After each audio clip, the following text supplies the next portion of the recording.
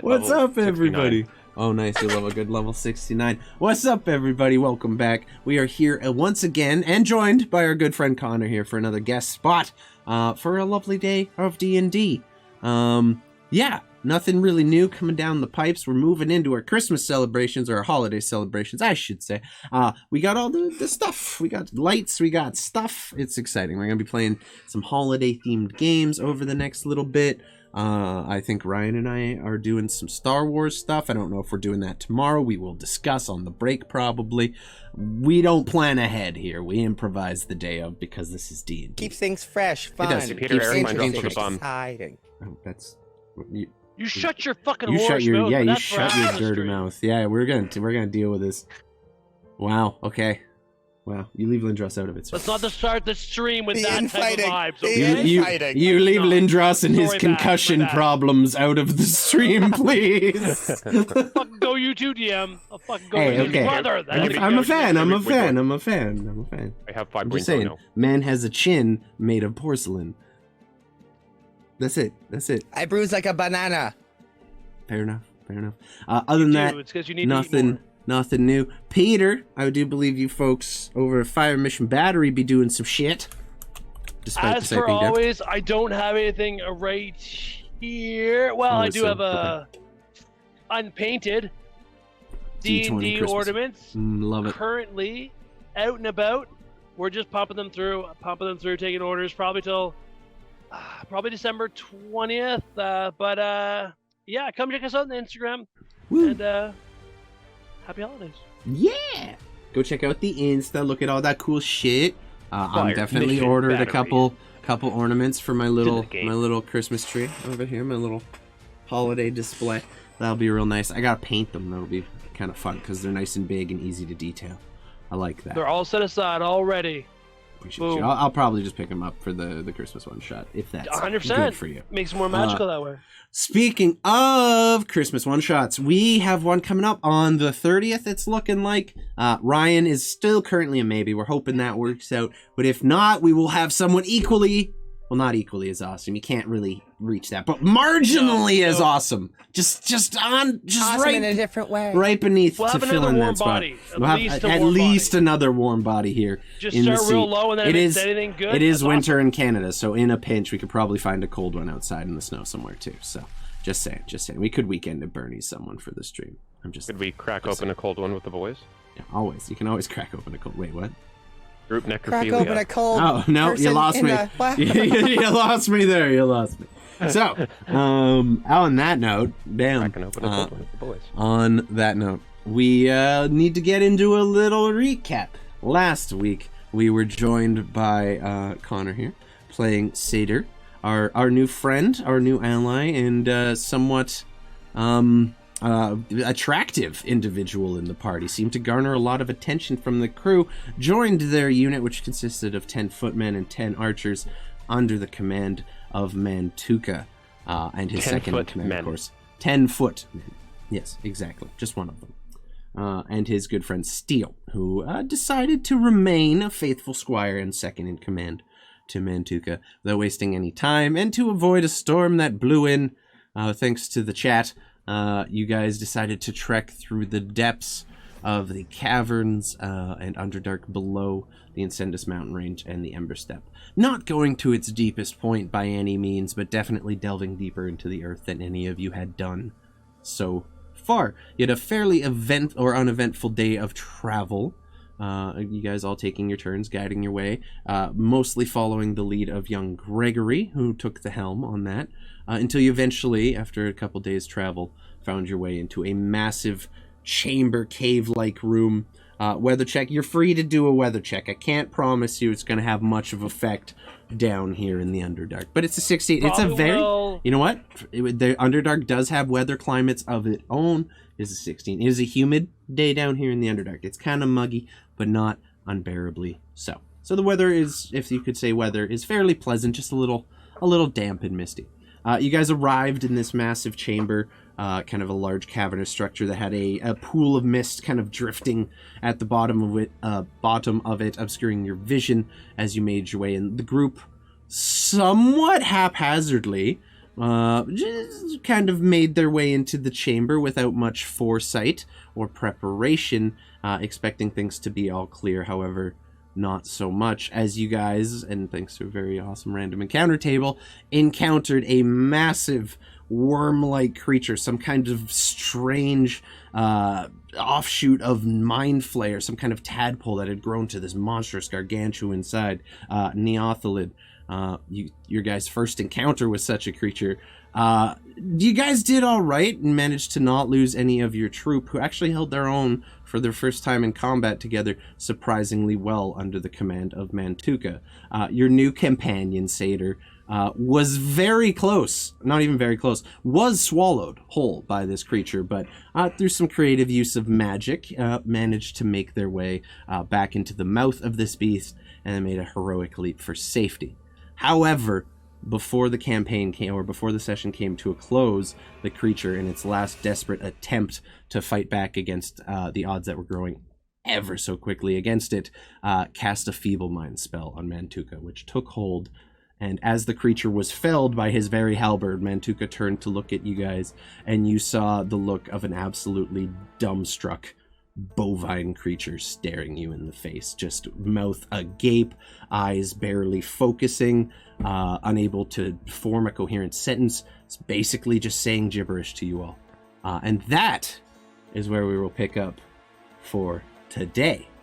You all stand now in this massive cavern. Yeah, I was so happy when I remembered the feeble mind. I was so hyped. What's up, Ken? Welcome in. It's been a minute. How are you? Hello, cat. Kieran, too. So, we all pick up right there. You guys are just standing on this. Let's drag you guys back into the chamber here. Can you refresh me on everything that impairs me currently? Yeah, so... Your intelligence is 1. Your intelligence and charisma are both 1 right now. That's it. That's it? Okay, cool. Set that to that on your sheet. I will bring up the deets for you. But for starters, charisma and intelligence are 1. Yes, well, thanks, DM. Sorry. You cannot cast spells. You cannot cast spells, activate magic items, understand language, or communicate in any intelligible way. You can, however, identify your friends, follow them, and even protect them in a pinch. But that's it. At the end of every 30 days, the end of every 30-day period, you can remake that save. I'm doing good, Canna. Thanks for swinging in. I appreciate you. Good to see you. Yes, Peter. I would like to tie a rope to my belt and attach it to Steel's belt. You remember how to tie knots? Your most trusted ally? Okay. Advantage for standing, Chris, disadvantage for me. cocksucker! Why are you gonna do that, man? That's wow!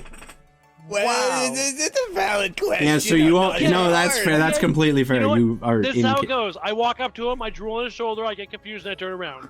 Better? Yeah, Fuck so it. basically, like, you see Mantuka drool on Steel a little bit. Steel's kind of looking up at you as this gloober just hits him right on the cheek and kind of down his face a little bit. And then Mantuka turns to all of you just holding rope just limply in his hand, trying to maybe tie a knot or something with it, but unable to do so and perform even the simplest of tasks right now. Mantuka, are you okay? Mantuka? Yeah, you don't understand. You just see I don't think he Stanislav can understand me. moving his mouth, and there's sound coming at you, but you don't know what it is. You have no idea. Let me help with that, buddy. I just go and I very loosely kind of just loop it around. Gregory Steel, roll- not a knot. Yeah, Greg Not a rolls hard knot. a natural 20 on that insight check to figure out what Mantuka's trying to... I was like, surely I won't understand what he's trying to. Yep. Nope, just roll with that shit. You grab the rope and figuring pretty quickly what to do, you tie the rope around Steel and Mantuka, and you see Steel kind of looking up at his mentor, his boss, with a confused look. He's like, you okay, big man? You all right? He pokes you in the chest, Mantuka. Buddy? No, I pay up. He seems fine. Fine. He's still abusing me. This is right on track. Oh. I normally would be able to have something that might help, but I didn't prepare it today, unfortunately. Real. Oh, you can. I don't think my Just pink seems goo to be will do like much my here. theme today. Well, Sator's Less and gonna. Resto Stan doesn't know. Satyr stands up off of the down on one knee after just getting saved by Stan. Just goes, that hurts. He has like What blisters on is your wrong face. with the big boy? What happened to him, Gregory? Oh, here, let me help you, and I'll put my hand on your shoulder and lay on hands the crap out of you. Oh, I just feel that wash over and just clean away all the gunk. Yeah, I there heal you was for- the digestive juices of this massive word. Like, there's blisters Juicy. on Sator's face. Some of the clothes have been singed and dissolved by the acids. This is not a pleasant experience. What's your Going to what's have your to max stitch HP? this together again. Max is 110. I'm currently at 79. I'll heal So you if you for wanna 30, throw- 31 points. I love a God caster bless. who doesn't dump the con stat. I really do. Huh, Really who do. am I? Ryan? Got him. Nailed I it. can't even say anything against it. It's just true. Only jokes. I'm gonna, take a very nice deep breath, and walk over to Mantuka. I think that creature did something to his brain. Yes, is Don't very really know. powerful. Gregory, did you see what happened? I saw what happened, but I don't know what happened. It's gotta be some kind of magic doing this, I'm sure, but it doesn't look good. Roll me, Yep. roll me an Arcana check, Gregory, if you'd like. Boop. Anyone proficient in Arcana can also participate. Oh, God. Hey, that's me. Not, jeez. My Gregory God. rolled that 19. Yeah, Gregory got 29 total. Eesh. Okay. Gregory, you're not necessarily familiar with the spell in particular because it is far beyond your capabilities as a caster at this point. But it is very clear to you that this is a magical effect that has effectively crippled your friend's intelligence. This is way beyond what I can do. Pretty sure Stan could maybe. I don't know. This is big. This is bad. This is gonna last for a while. This isn't gonna be a But- thing that a nap fixes. What's happened? Is it Butterfly! with his head? With his mind? Yeah. It's gotta be something in there. I don't know what, but it's something. It's big. It's bad. I may have just this thing. This should work. Gregory, would you mind just holding Mantuka here, keeping him stable? I just want to make sure this takes effect. Whatever you need, my guy. Steel. You grab the rope. I'll grab the other side, and we'll just kind of Yeah. goat herd him. Yeah, because Not goat. we're definitely gonna be able to hold him. Yeah. Okay. Yeah. Sure. We're Yeah, not yeah, gonna yeah. goat herd him. A cow herding. That's probably offensive. Hold the rope. I mean, maybe he'll just. Okay. He grabs the rope. Okay, let me give you a second Mantuka, you here. just feel Gregory pulling on one side of you while Steele's pulling on the other side. You have no idea what's happening. These people are saying things and communicating in a way around you that you do not understand, and you are confused. Do with that information what you will. I'm gonna wait man, 2 Tuka. more seconds and see what happens, and then go from there. Okay. Well, wait. Before I do this, I do like to check. Is there anything that maybe Mr. Big Boy Mantuka should be, like, I don't know, punished for, or something like that? We could just leave him like this. It might be funny. It's like a prank? Do you guys play pranks on each other? Occasionally, but something tells me that we're gonna need everybody at a full headspace down here. It's a good point. Yes, if there are more of the worm-adjacent creatures, good point. I just figured I'd check. You all seem like you get along very well. Okay, here we go. And I would like to attempt a greater restoration on Mantuka. Whoa. Mm-hmm. Big boy spell. What does that look like as you cast it? I think it's just a lot of kind of not like necessarily like angelic sounds, but kind of like a very nice like choir, like you would hear just ominous kind of choir sounds, like in a church setting or something like that. Very very religious, and it just kind of similar to Stan's lay on hands. It just kind of like washes over Mantuka's frame and tries to dispel away the curse or the whatever enchantment, whatever might be affecting him. Okay. So as you release this spell, the Greater Restoration taking effect, Mantuka has this kind of wave of radiant light, and you hear this choral choir kind of just going in your ears as it's happening. You feel your intelligence, your ability to speak, all just slowly coming back to you. By the time the spell has finished, you are back up to your normal intelligence and charisma. I'm a genius again! Ooh, great. Praise be to The Logan. choir from when God shows up in Monty Python and the Holy Grail. Basically. Pretty much. Mantuka, you stand, and you are attached to Steel at the waist by a rope.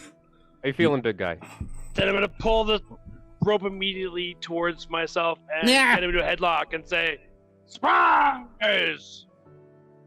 Always expect unexpected!" Ah! And then I'm gonna cut the rope. Great job, Satyr. Ooh, okay. Good, Yeah, good. wow. I was quite banged up from that. Mantuka, glad to have you back. Very good job. You were super banged up. You got deep throat by a worm. Sure did. Yes. How are you alive? I'm trying Because I not to did think most of about the that. fighting on the outside. That's why I'm alive. Yes. That was I think our new amazing. friend here is a bit more resilient than he lets on. Uh-huh. I try. 100%. I try. It's great work all around, everybody. Though, especially you there, other small fun. And I look down to Steel and just kind of give him a little pat on his head.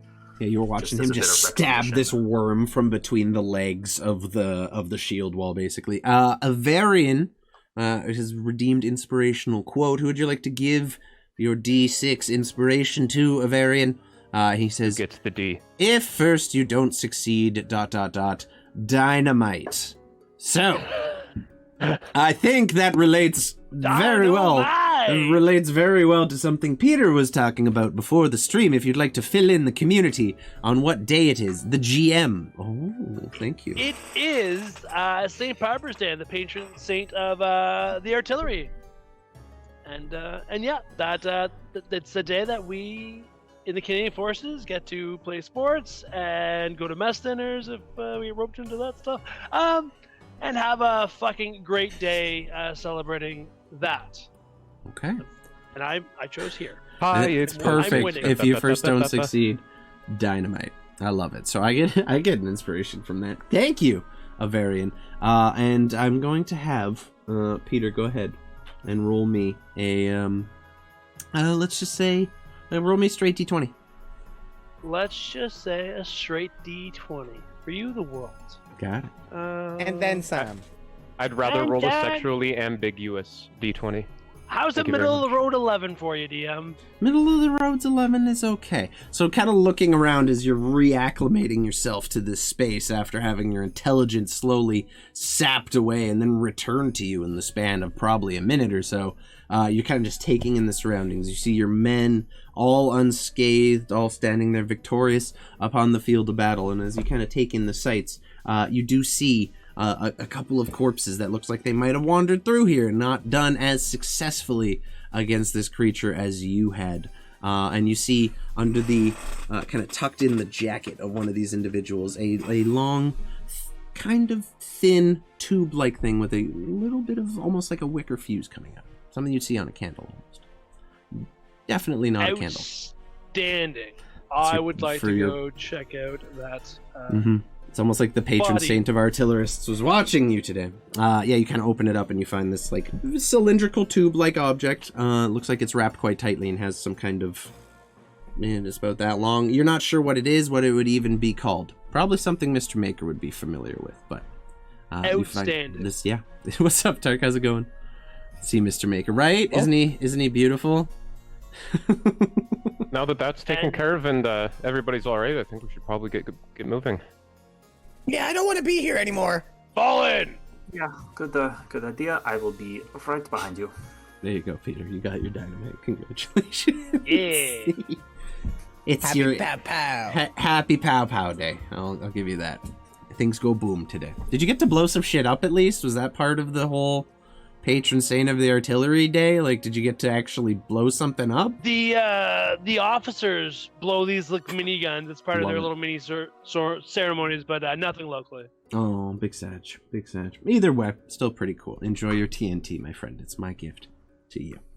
There you go. So, you guys kind of look down as you're all gathering yourselves, and the troop is preparing themselves to make way again, and look down at the massive corpse of this creature now as it fell into the mist, kind of dispersing it. You just see basically what is a stone floor with small little creeks and rivers of like small trails of water just running through it in every direction, and this massive, several foot long body of this massive worm just laying there, dead, eviscerated from like halfway down the face, thanks to Mantuka in his 1 intelligence rage. How far down is it? Like a champ. It's about 100-foot climb. Oh, fuck that. All the way down, brother. It's a long one. That's way too far. How's it going, Blaze? Welcome in. Thank you If for the you wanna follow, go See if buddy. I could go down snag there. a fang, but nah, it's way too far. Oh, you definitely could. It's a climb, but you could if you wanted to. If you say so. If you say something about it. Metagaming pigeon time. We love that. Well, no, Stanny does go and like look over the edge to try and get a gauge for it.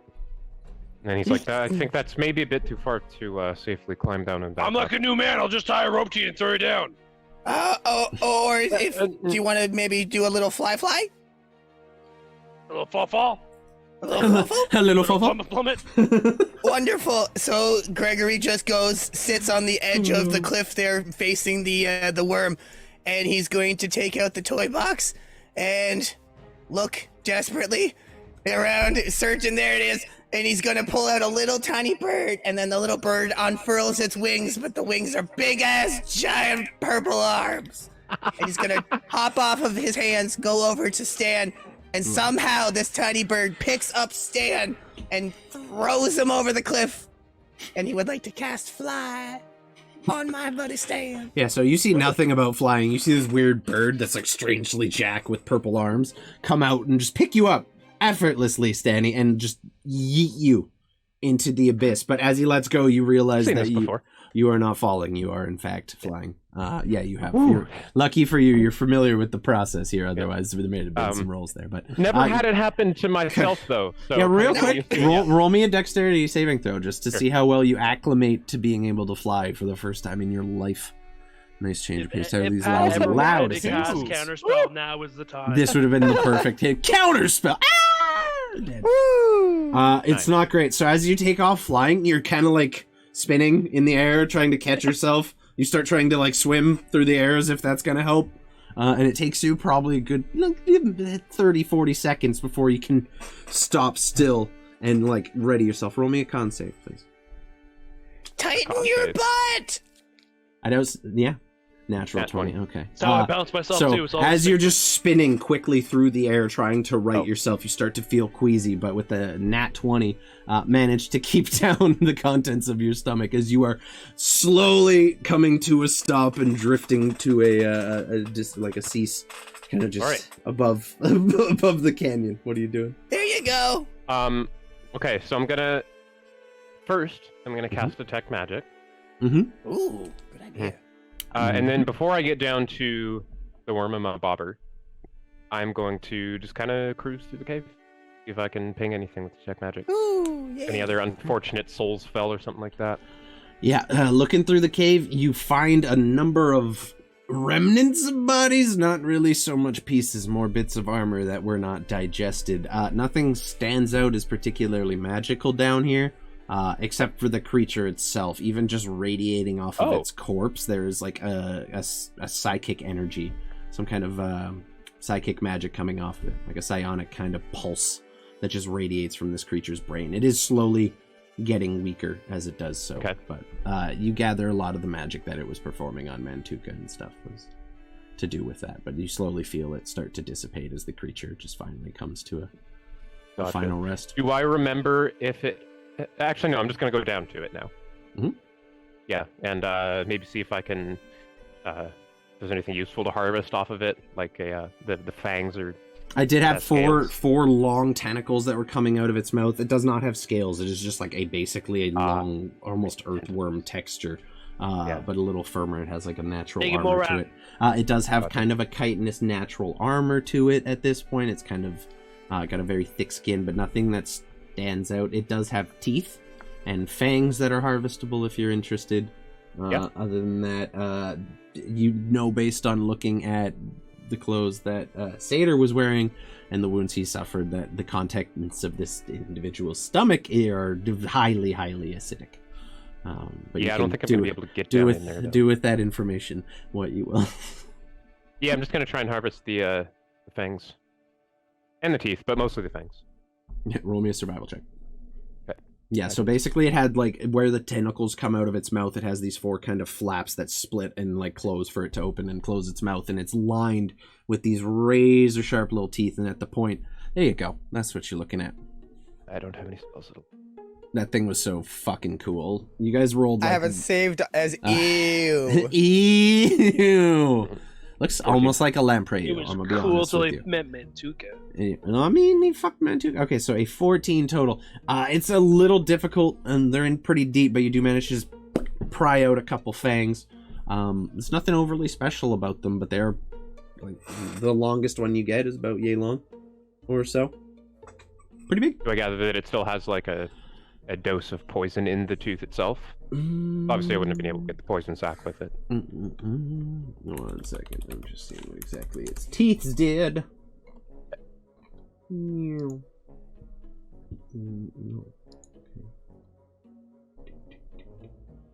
Oh yeah, no, there was no poison or anything on the fangs at all. It just did acid damage when it slaps you. Does bludgeoning and psychic damage mostly. Suck it, Chris. Yeah. But you do. How many of them? I'll say you get fangs did I 5. You get 1 really large one, and then 4 like medium-sized. I would consider them. get? Cool. And you kind of begin floating your way back up. Looking down here, you can now see like several tunnels on all the sides of this cavern. That looks like this creature's just been going out foraging for food and then returning over the course of the last few weeks or so since it moved in. Neat. Mm-hmm. Yeah. Okay, I'll fly back up. Kind of return to the group. Mantuka, you get your men ready to make way. What is the plan? What are you guys doing? Who's taking the lead? What are we doing? And you said that we got everyone, no lost soldiers? Yeah, no. You actually did not lose a man on that fight. The creature was mostly focused on you and Gregory, having done significant amounts of damage to it, as well as Stanislav and Satyr, who he was trying to eat. Sweet. Bear? All right, baby Gregory, where we going? Bitch. Well, wherever we're going to just keep forging forward, I think. But this time, let's maybe go with our heads on a swivel. Actually, Yeah, can I take a look? definitely. Can I take a look around? Like, what do people look like? How fucked up are people? Like your Are people team, fucked up? your men, Yeah. or No, your party? they're alive. We've established that. I mean, They're fine. my core homies and Untouched. How you doing, Satyr. core homies? Doing Good, okay. lovely. Yep. And I already A little healed. spooked. all right. Satyr's all good. Already Stop fucking healed around. Let's Satyr. get going. Yeah, okay. Yeah, there's like a little bit of like hesitance Alrighty. on some of the faces of some of your men as they were not expecting to fight a fucking monstrosity like that down here their first day on the job, or first week on the job more accurately, but they are still following you. Morale seems high after the victory, though there is like a definite look of caution on some of their faces. They're definitely more hesitant to just rush into things. This time, instead of casting light directly on whoever's leading, I'm just going to pull out my little knife that I used for the Mhm. daylight headlight, and I'm just going to cast light on it and pass it to whoever's leading. Gregor, you're handed a Gonna keep dagger that that's up. giving out, what is it, 40 feet of bright light and then 20 feet of dim, or 20? 2020. 20? Got it. And Wonderful. it's just it's not even a dagger. It's like a kitchen knife, Oh, like a steak knife. Steak is just a steak. Neat. Then. Just use Yeah. it to eat his meat with. Basically, it literally is called a small knife. small knife. I'm Yeah, gonna make Flashlight Steel then. light a torch and carry it for me, so I don't have to put my weapon away. That's actually a good idea. Okay. Steel just grabs the torch and is carrying it behind you. Or next to you, more accurately. If the light goes out, there will be lashings. I got it. I got it. Unless the light's supposed to go out, or you die. Anything else? Lashings. Just do as I'm told, is what you're saying. Okay, got it. I'm going to walk by Gregory for the first little bit and just keep guidances up if he ever hears something funky or needs to like look for something or try to find the way or something like that. Cool. So you guys. And also, I don't have dark vision, so the light will really help my nerves. Am I still the only one with dark vision? I think so. Yeah. Damn. I mean, some of your troop might have it. I don't know. I sent you guys the write-up of all your troop and who's in it. Some of them might, I believe, a couple. Oh, they all have it. Yeah, sure. I have it when I turn into animals sometimes, but not all, not right now. So, it's a pretty simple way to go. There's only one path out of here. It seems to be the one the dwarves take. The bridges here are all very dwarven in architecture as well, and you figure you're on the right path. So you follow that for the better part of an hour or so before you start to see ways branching off in kind of different directions at varying points. It's up to you if you want to stay on this path, where you guys want to go.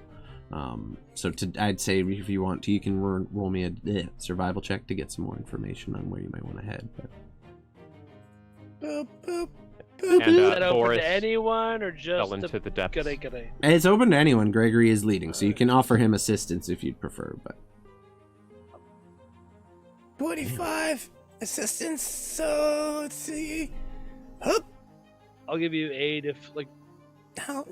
I'm proficient. 25 is pretty goddamn good. Yeah. So you guys are you're set with the 25. You figure out pretty quickly which passages are the ones you want to take. You can figure out fairly fast which ones are descending further deeper into the Underdark and which one is kind of maintaining the steady course. Between that and comparing it with the overland maps, you can kind of roughly position out where you are approximately based on how fast you've traveled and how far you've gone. And by the end of the day, you figure, pull up the big map for you guys here. You are probably coming to about somewhere around this part of the mountain range under the U. So not far from your destination. And we are hitting that fork in the road there, right? That's what we were told to hit? Right, was it by Blackhelm? Right here by Blackhelm. Okay, perfect. Q. What's up, Dro? Welcome in. So you guys figure you're probably approximately about there. You still have a little bit of a ways to go, but the day, or what you figure to be the day, kind of begins coming to a close. You start to feel the travel growing weary or growing heavy in your bones, and you guys getting to the point where it starts to feel like a rest may be beneficial before risking any further exhaustion. You're kind of beginning to taper out a little. You're no longer descending downwards. You've kind of found a steady depth, and apart from a couple changes here and there as your caverns kind of weave and wind. What's up? What's the general height of the ceiling? Varies. It's very like unnatural caverns, or very natural caverns here. They weren't man-made, so like every now and again you have to duck down when it'll get as low as like 6 feet tall or even 5 feet in some really uncomfortable places. And then it can vault up to like 20-30 feet in places. Yeah, sometimes there's times you can't even see the top, even with all the light and everything. Like it's completely varied down here. But you guys reach the end of another day's of travel, and you kind of about this point find yourself still just along this weaving, endless kind of cavern that never seems to change its trajectory at all. Gregor's just gonna start keeping an eye out for any sort of campsite place. Seems like as good a time as any to start trying to find a place to make camp for the night. Oh, yeah, my little legs are starting to get very, very. We should camp soon. Agreed. Okay. Any sort of outcropping. For that, if you're specifically looking for that, I'd say perception checks. Anyone who wants to, you can assist Gregory. Greg, you can go by himself. Up to you. Guidance. I'll assist you. So thank you. Hup. Better. And for God's sake, 15's okay. 15's not bad. So you kind of continue wandering for a little while.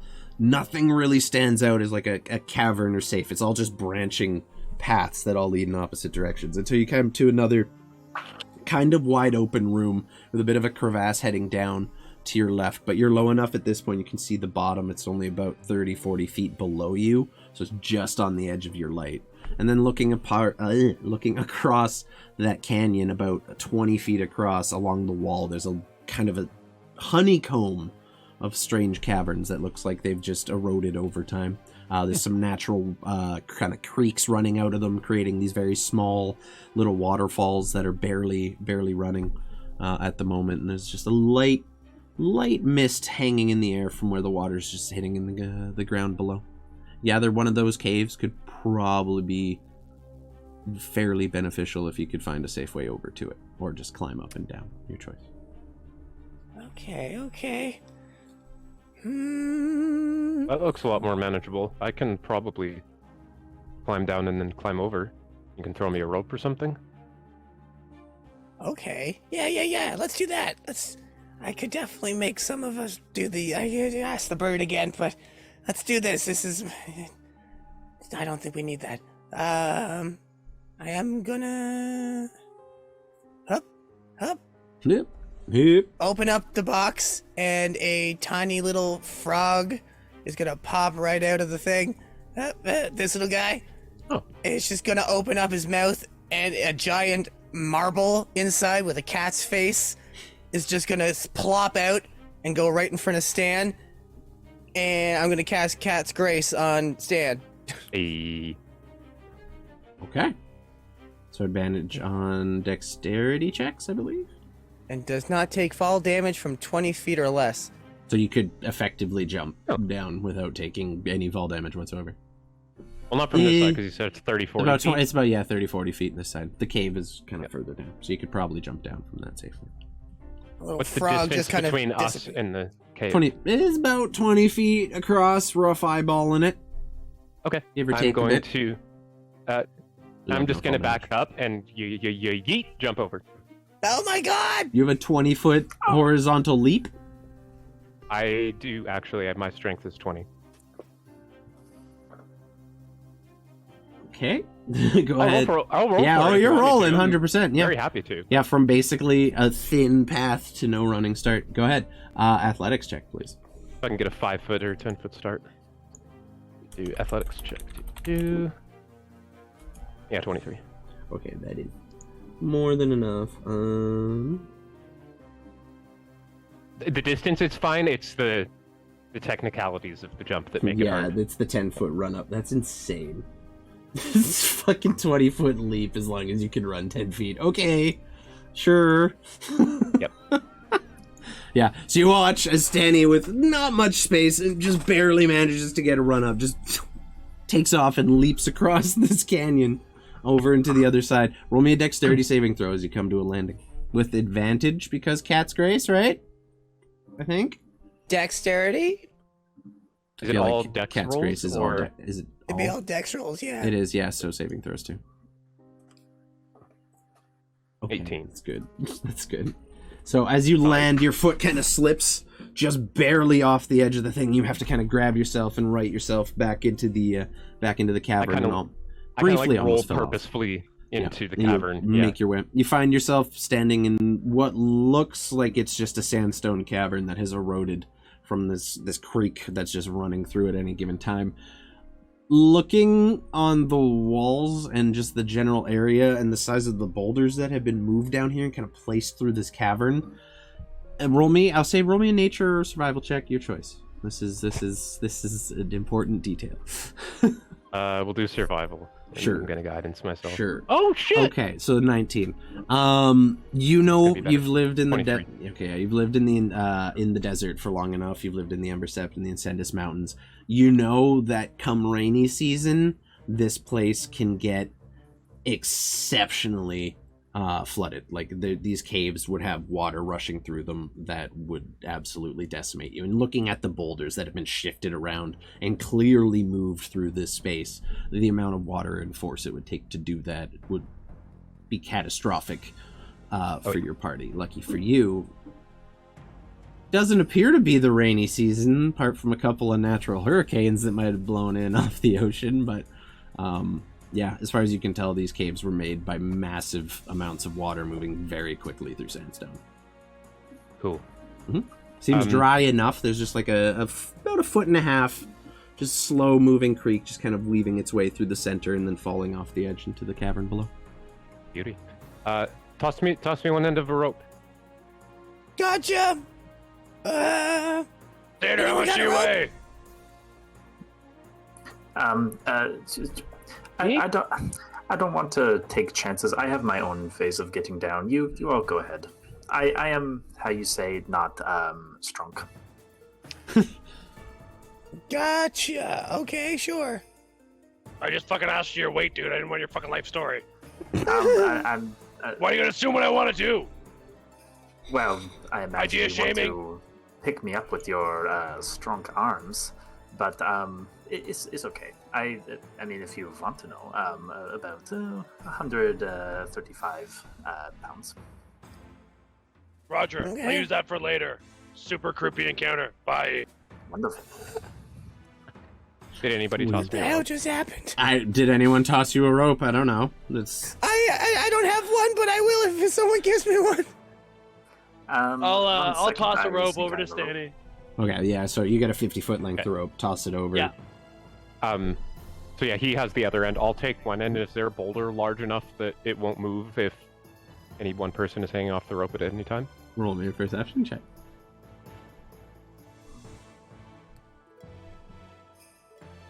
Just saying. See if you can find a good boulder. That's a good boulder. 7. So you spend a little bit of time looking, and you're like, has to be a boulder big enough to tie this to. And you find one you think may be adequate. You're like, yeah, that should work. That'll do. And you tie your knot around it. Good knot, good tie. Yeah, I'll Mantuka. sit on the boulder as well. Fair enough. Okay, whoa. I think I'm the only one who needs this idea, and I don't like your sketchy boulder idea. This is more for the troops than for you. But they both have a way to get across. Or don't want to be Troops thrown don't. by me. Oh, the troop actuals. Fuck them. Yeah, you have 20 men with you. You need to figure out a campsite for, too. They can all Just gonna sleep make in here with you guys. They can sleep wherever you tell them to. They are awaiting your command. Thanks for the lurk, TCAT. Appreciate you. Good night, everybody. I hope you good luck. Good night and Is there good any- luck.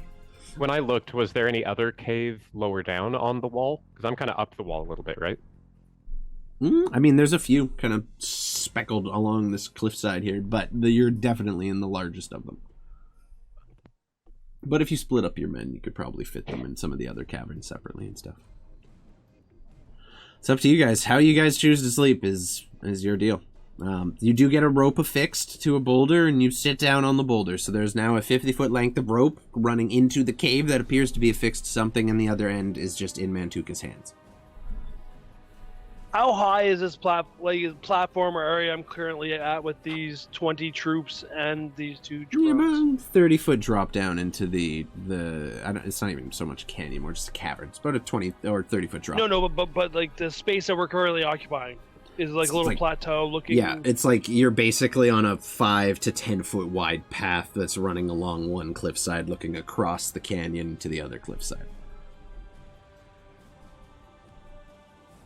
Like at its widest, it's maybe 10 feet here. Everybody punch up. Can I look around for any better fucking option? There's no better option. What's Split that? the troops up. Split the troops up into the caves. Get over here, and we'll be fine. We don't need to compromise. Chris, these are my fucking people. Yeah, no, but like, what do you mean? What do you mean? What do you mean by a better option? I describe. You got the room as you see it. There's no better option. I mean, they can camp on the ground below too. It's not like flooded or anything. There's just like some small creeks that run down into it from the caverns where Stanislav is. And they gotta climb 30 feet down. Possibly. What do you mean possibly? You're the It's DM. your Do they no. have to- It's your choice. You tell me where you want your men to sleep, and I tell you how to make that happen. I'm gonna climb down. Okay, roll me an athletics check. I'll lead from the front. Start huffing the fucking kids. What are you athletics, What are you doing Not gonna with do your anything end? with the rope. I was like, what are you doing with your end of the rope? I'm gonna give it to Steel. Just start fucking. Start walking away. Steel looks over to you, Steady. What the fuck am I supposed to do with this? Just I'm find a way to secure it on that side. I'm gonna go over to Steel and help him because I can tell that he's in a situation. Right Okay. In a situation. Okay, so we're gonna say Steel's helping you. So, Seder, if you want to roll a perception or try to find somewhere to tie this on, be my guest. Sure. Little Steel Van, we can do this together. If you want to roll perception for Steel Mantuka, you can. I figured we would just give Seder advantage, but... Perception. Oh, that's not... Bram, come on, you can do this. He gets advantage because of his character thing, so Sure. Let's just let it happen. Sure. 16, okay. Between the two of you, you find a much sturdier, it's not even so much a boulder, it's just an outcropping of rock that's kind of jutting out the side of the cliff that you could just easily affix a rope around. It is sturdy, and it is probably your best bet. So you kind of quickly lash a rope, and you have a fairly taut rope going from one end of this canyon over to the other where Stanislav is currently waiting in the cavern. I'd also like to just have my hands kind of at the ready, just in a worst case Ontario kind of situation. Mm-hmm. Who knows? I'll just be like, Steel, let's hold here so that Big Mantuka has a safe journey down. Okay. Mantuka, what'd you roll? Athletic 18. That was easy. So you kind of just quickly slide a set of hooves over the edge, quickly nod goodbye to Steel and everybody, and kind of leading by example, slowly make your way down into the canyons or the canyon below. You find yourself just in this very large open space with a series of stalagmites kind of growing out of the ground that have gradually just grown over time here, with these small little creeks kind of weaving their way in between them. It is a fairly large open space. It is just fairly exposed and in the open and quite damp. But you do make it safely down. Victory! Race bogus. Yeah. And then I'm gonna walk towards, on the cave floor towards wherever there.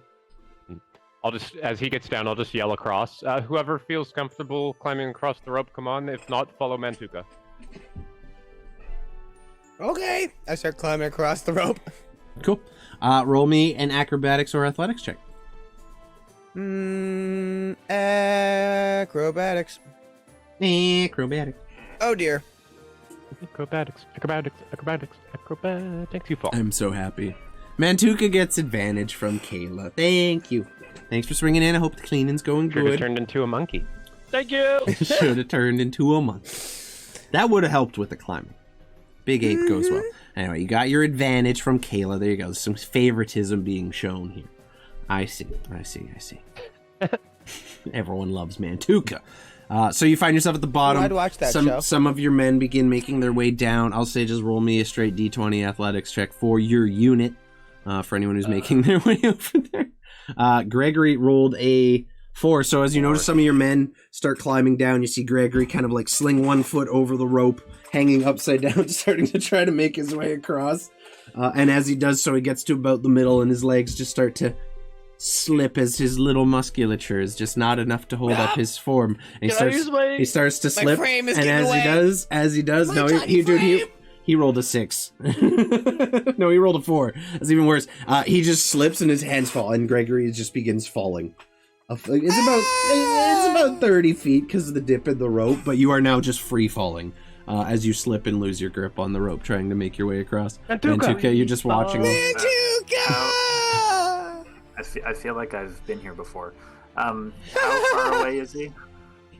He was about halfway, so he's about 10 feet out, and he's falling at terminal speed, so he's going pretty fast. Can I Misty Step to him and just grab onto him? You would have to grab the rope and him. That is doable. There's going to be 2 acrobat, he's falling off the rope right now. Yeah, he's okay. Yeah, he's 40 feet above nothing, falling at a dead fall. You could try. It's going to be 2 checks to try to grab him and the rope. Yeah, if there's a way that I could... The main goal is to grab Gregory, but if I'm in that space to also potentially grab the rope, I would try to do that too. Okay, so let's just say Misty Step and then acrobatics or dexterity saving throw to try to grab Gregory out of thin air as you materialize next to him. Okay, I will. Everybody loves Mantuka every Wednesday at 9 p.m. That's our next show. How did you guys know? Okay. No, he's not within 10 feet. He is. Yeah, he would be. Add 4 to that. Mondays with 15. Mona. 15? Mondays with Mona. 15. So total, it is enough. You managed to grab a hold of Gregory, but you now find yourself floating. The rope is just in your reach if you want to try to grab that. It's another dexterity saving throw as you grab onto Gregory. There's going to be a higher DC because you were trying to stop someone from free fall and grab onto a rope at the same... Oof.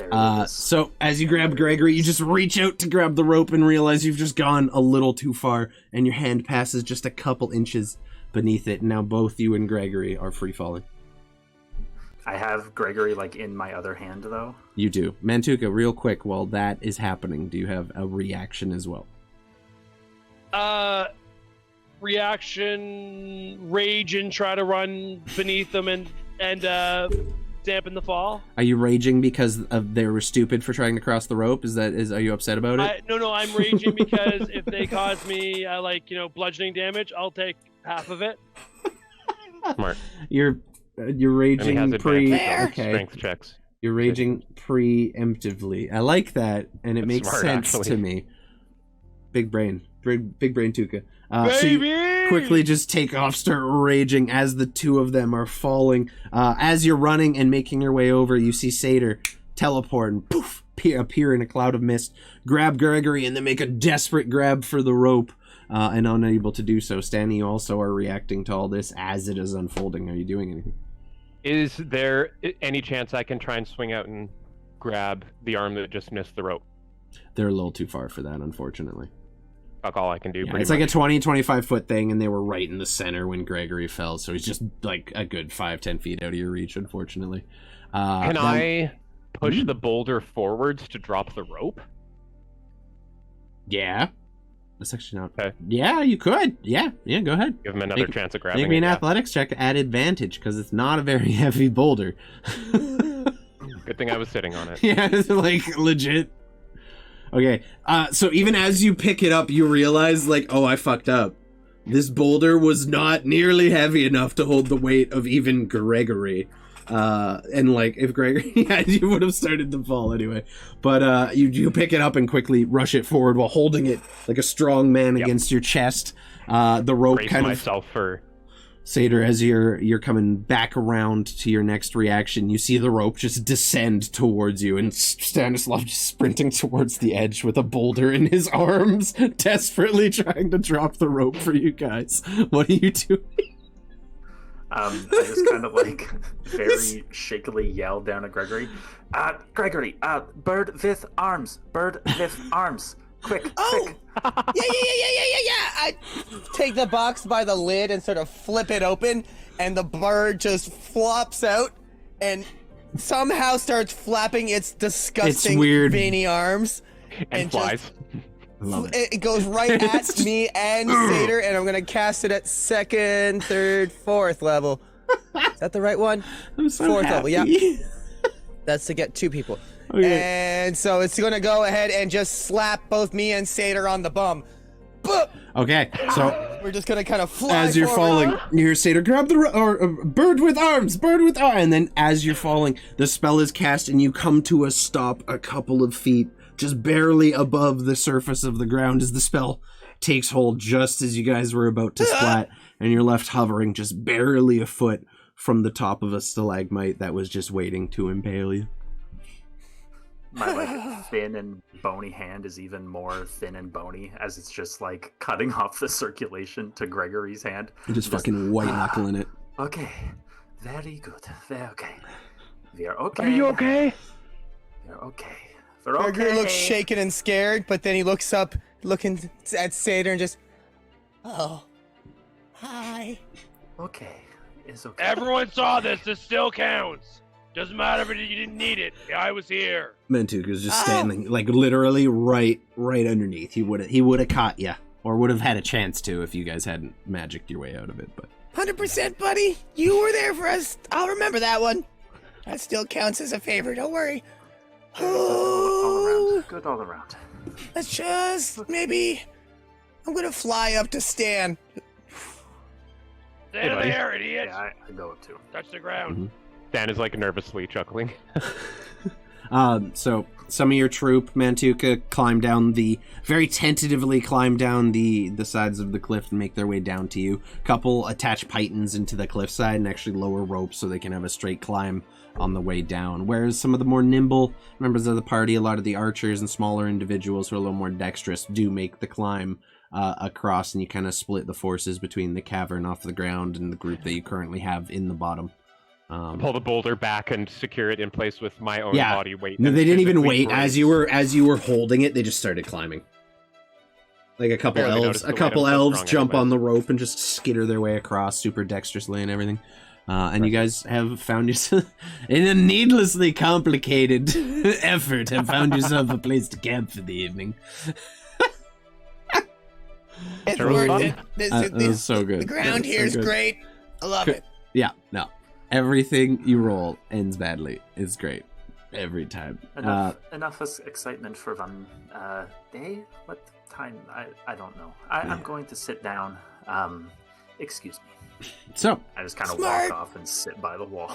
fair. So you notice the You weigh cavern. 132 pounds. Great memory. The cavern kind of snakes up further into the side of the cliff face and everything, deeper into the range of the Incendus Mountains. But it does thin out quite a bit as you see other kind of creeks and other things joining up with it and forming this large cavern here. It kind of Okay. thins out. What's up? Once it gets to a certain point on that side where it thins out, I'm going to cast Alarm Mhm. on that part. Mhm.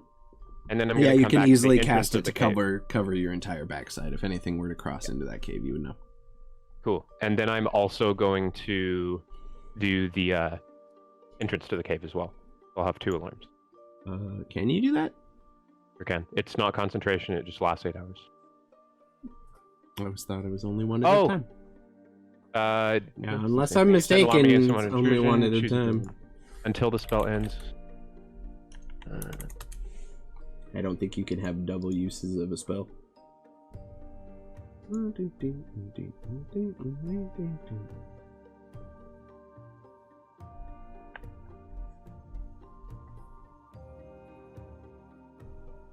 I have no idea.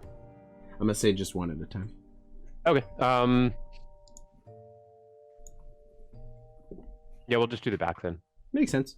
So, Yeah. you guys are kind of begin preparing for a long rest. Some of your men begin breaking out some of their food and rations that they brought with them. Everyone kind of settles in to whatever spots. Mantuka taking the low ground with his troop, whereas some of the archers are hanging up above with Gregory and Satyr.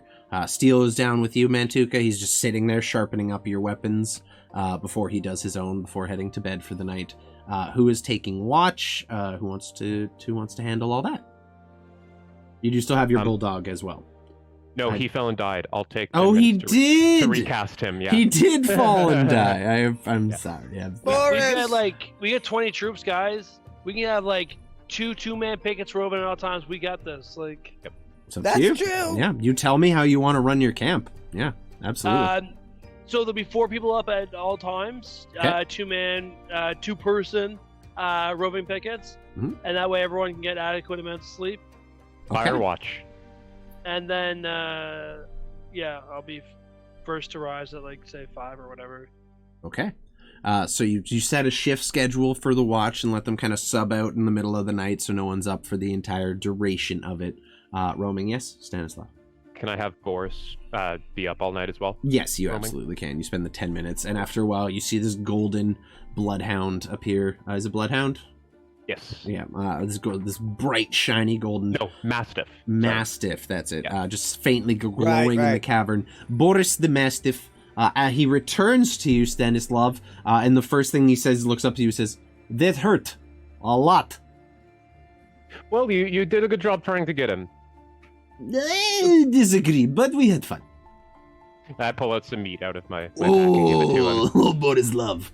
And he just starts just very jowly God, I love that digestion dog. happening. We love Boris. Just wander around all night and keep a nose out if you don't mind. I got you. Just mouthful of food trying to talk to you. So, Peter, if you would like, roll me 2 d20s just straight. And we'll add a flat +3 bonus to each of them, because that's the wisdom modifier for the archers who are on watch. There's d20 plus First one, so that's 15 with your +3 modifier. Cool. And the second one, 23 with Okay, actually 22 with modifier. Oh, Very good. So the guards basically, a pair of them climb back up onto the raised platform overlooking each side, and the other two basically patrol around the ground section of the camp, going and checking each end of the cavern, like in a 15-minute cycle, more or less, throughout the night. No one is awakened. No major issues come up. However, you do awaken in the morning to find that Boris got distracted by a little bit of the meat rations that had been left lying around, and you all find Boris the following morning just laying on the ground, kind of a bulging tummy, having just eaten just like a whole bunch of the dried rations for the party. And you just After that fall, he deserves that. Yeah, Stan, you just find Boris laying there just completely asleep, just out, full food coma. He doesn't need sleep. He's a celestial being. He is out because he ate too much. Doesn't need to eat either. Doesn't need to, but likes to. But deserves every moment of it. Yep. As long as nothing bad happened. That's all I care about. Like Fine. all of our rations getting eaten. Yeah, Boris is just laying there, his kind of feet, like 2 feet up in the air, because he can't roll all the way over. You know, like dogs do sometimes. And he kind of just like opens his eyes. Camp is good. Camp is good. Meat is good. It sure is, buddy. Goes back to sleep. Sweet. So, how would you guys like? How would you guys like to begin I punted a your goat, day? I'll punt a fucking mastiff too. You did I punt. think a you goat. punted him too. You did punt the mastiff once already. Oh, brother. We stay punting animals in here. Okay. Y'all got some issues. So, how are you all starting your day? The day is yours. What do you want to do with it? Yes. Old man yoga, I gotta stretch it out. It's fucking dank as shit down here. Ugh. Mm-hmm. Okay. Roll me just a straight D20. Just straight D20. Pull me a dank ass fucking agility check. D20. Let's see how fucking kicky my back can be. Yeah, that's a 6. Okay. So you're a little stiff. You're not sure if it was the hits you took in the fight before, maybe the awkward climb down, but you are a little stiff. It takes you a little bit extra time in the morning to get that kink worked out. You're no longer a young minotaur, and it takes you a little extra time to get ready this morning. But by the time you are finished up, your men have put on their armor, they have put their kits together, and they are ready to travel, and some have even begun climbing back up onto the path up above to ready themselves for the day. Anyone else? Greg's gonna turn into a wolf. Ooh. Greg goes into his gray sweatpant combo, pulls out an ever-changing bone mask, slaps it on, and in a puff of black ichor and smoke, he just kind of crawls down on the fours and turns into a big old fox with a bone mask. We love that. And he's gonna just be sniffing around with Boris. He's gonna be on scent duty this Look, Boris, day. you have a new friend. Ruff. And if you're hungry, you can eat them. Smells like dog. Correct. I look just like the wolf people did in the Daggerwood Forest. Love that. Love Yeah, that. same exact kind of cut to them. Mm-hmm. Okay. Sweet. Yeah. Gregory, you're leading the charge today, I believe. Hell yeah! Okay, well, you are a wolf, so let's go perception with advantage, because you are using smell to help guide you a lot of the way through here. You can tell which areas smell a little fresher, which smell like they might have some necrosis happening in them. God damn! I'm gonna cast light on Boris's nose. Boris is just Hell yeah! running That's cute along, as hell. illuminating the shit behind Wolf Gregory. Doesn't take you very long, Gregory. You start picking out the right paths very quickly, kind of following your nose. You start to find a trail Follow that your branches nose. off. Follow your I was- nose. Damn. Let's go, It's boys. just full blown. Follow your nose. Dude, the dogs. Oh my god. Yeah, 2 nat 20s. Let's go. So between the two of you start kind of competing and making your way forward and kind of following your nose and just leading your way up this path as it winds up and to the right and back over Or to the sniffs left. your butt. Fair. You come back into a... oddly enough, you kind of do a loop, and as you kind of make your way over, you pass it over the top of the canyon where you guys rested in the dark of the ceiling above on this not quite natural arch. It looks like there was perhaps a rock arch connecting this at some time, but the top has been carved and modified by what appears to be dwarven hands to create some kind of very, very simple bridge here, and you kind of cross over. And as you do, you come into a wide spread of tunnels. You make yourself into this chamber, and you find tunnels branching off to the left, to the right, going forward. And you start to have to pick your route a little more delicately. So we're going to move you over to a new map over here, because this is where things get fun for me. You're muted. Fun for us too. Does it feel like this is around the time where we're going to need to start going up? Yep. Yeah, and they start guiding you in a little bit more of an elevated direction too. You can see the path is definitely kind of increasing in altitude a little bit. I'll just mentally say to Boris, smell for fresh air. Yep, that's literally what you guys are doing. You follow the nose to the best of your abilities, and you guys find yourself in this massive underground cavern system as you make your way up. So you guys are coming in over here. I hate it. You guys are coming in where I'm pinging all the way over here. Wee. Like way over to the left there? Yep, I didn't see the things. that big long tunnel on the left side. Neat. There you go. So your party's coming in there. We're not going to use minis for your fucking 20 troops at this point. We'll just assume they're following you at all times until we need to do otherwise. Just to make my life a little bit on the easier side here. Your dog we can also leave off the map until combat or something happens. Also, that's a horse. That was a horse. You lied to me. That's a I don't horse. have a dog. That's a horse. I'm gonna get you a dog. I'll get you. I need to for The map was all the way out. I thought it was a bean. The large intestine. We're in the large intestine. We're about to be shat out Okay. by So the yeah, earth. you guys kind of find your way Frosty. into here. Can you drag your mini on still, Connor? Why is there a Gregory in the top right of the map? It's not terrifying at all. Why is there a Gregory up there? Oh god. There should not be a Gregory up there. The Delete that. Skinwalker. Delete that Gregory. He's not supposed to be there at all. Whee! Okay. Satyr, can you put your mini on there? Yeah, I'm refreshing the old. The old roll 20 did a die secret tunnel. Exactly. Secret tunnel. Secret tunnel. So at about this point, you start to notice as you are kind of gradually rising in height here, slowly making your way back towards the surface, things become a little more active as you're reaching this chamber. You see small insects skittering over the walls, small spiders and other creatures kind of making their way through the cracks and crevices in the walls and ceiling of this cavern. Centipedes, other various underground insects you would expect to find, all weaving their way around here, and kind of creating this unsettling air. You guys come to this chamber here, which is up in front of you, and as you enter it, you see a fairly large chamber with not a whole lot of anything that stands out to you, but as you kind of like look up and you see just an entire rooftop of stalactites all hanging precipitously above you. As you kind of make your way in, I need you all to just oh shit, what was I gonna do? I'm gonna hold my shield above my head. Sure, yeah, that's doable. There.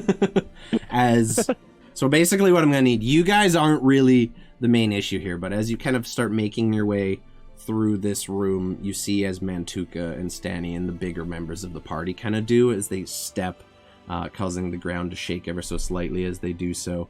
You see the stalactites above just ever so casually swing. One breaks and falls to the ground, hitting harmlessly beside you. But you realize pretty quickly that moving a troop of 20 men through this room could prove to be very, very difficult. I just turn around to everybody. Shh. Quiet. Steel's I've just heard if we talk loudly, it will anger the earth itself. We need to be very quiet. Yes.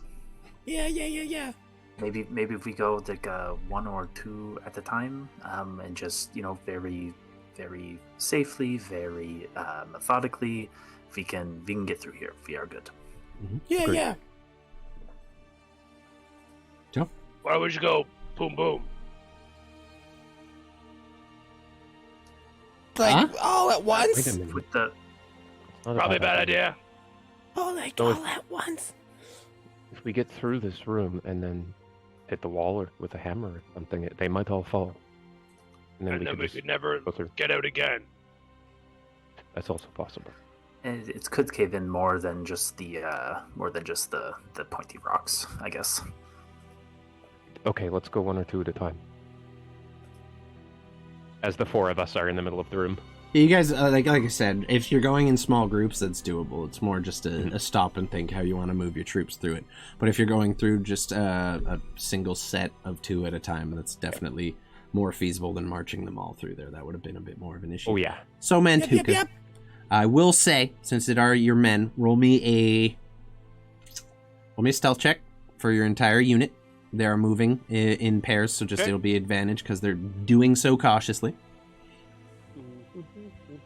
Can I kind of travel with each group just in case something does fall? I want to try and protect them, block them. You can if you want. You'll have to roll Yeah, so it's stealth with just- them, however. That's Just fine. a flat D20. Yeah.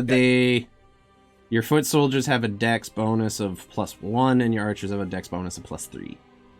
So you can I'll roll do 2. 2 rolls. Yeah, do 2 rolls. Dirty 12. Well, What- because what- there's no modifier. I rolled an at 20. Okay, so And then- Stanley's good. Hey! Stanley, you see Stanley take his God heavy damn. boots off and just begins walking in bare feet through this room, trying to step as delicately as possible while the troops are making their way through. You shield them quite successfully between a 13 and a 21 with the +3, right? So the foot soldiers begin to have a bit more of an issue with it. They start making their way through, and they're going really cautiously. And there's one moment where 2 of the members are making their way through, and they accidentally kind of knock into each other. One stumbles into the wall and hits it, and as they do, you see a couple of them start to shake and fall. I need dexterity saving throws from each of those 2 soldiers, and they are foot soldiers, so just +1 on the dex. And Stanny, I need one from you as well. All of you had advantage because Stanny was preparing to defend them. Yeah, I'm trying to impose over top of them. So. Mhm. Dex save, you said? Yep. One more for Mantuka for the last advantage. Okay, so oh, you're lucky. Oh, you guys are lucky. So as you see the Wait, you things said start. advantage. Yeah, they were at advantage. As long as you're above a 15, you're fine. Yeah, you guys are good. So as one of them kind of tumbles into the wall after they lose their step, some of the stalactites start to fall into the ground. They jump out of the way. Stan, you put your shield up and kind of block and just kind of like not so much block it, more just deflect it and put it on a slightly different trajectory so they can get out of the way. But as that noise starts to happen and these stalactites start to fall, more of them continue to do so. The rest of your troop have to pull back as the entire contents on the ceiling of this room just collapse and fall to the ground. One dangerously sharp point after another. And as the silence falls on this space, the last rock coming to an unsettling silence. There is now a room that's fairly full of debris, but looking up you see a mostly smooth ceiling with a few stalactites still clinging to it, but nowhere near the number that were there before. Lots of Everyone room between okay? that and the top? Hmm? Is there room for people to traverse through still? Oh yeah, no, it's definitely still traversable. But we could have just done Everyone that. okay? Yeah. Rock and roll. Fall in.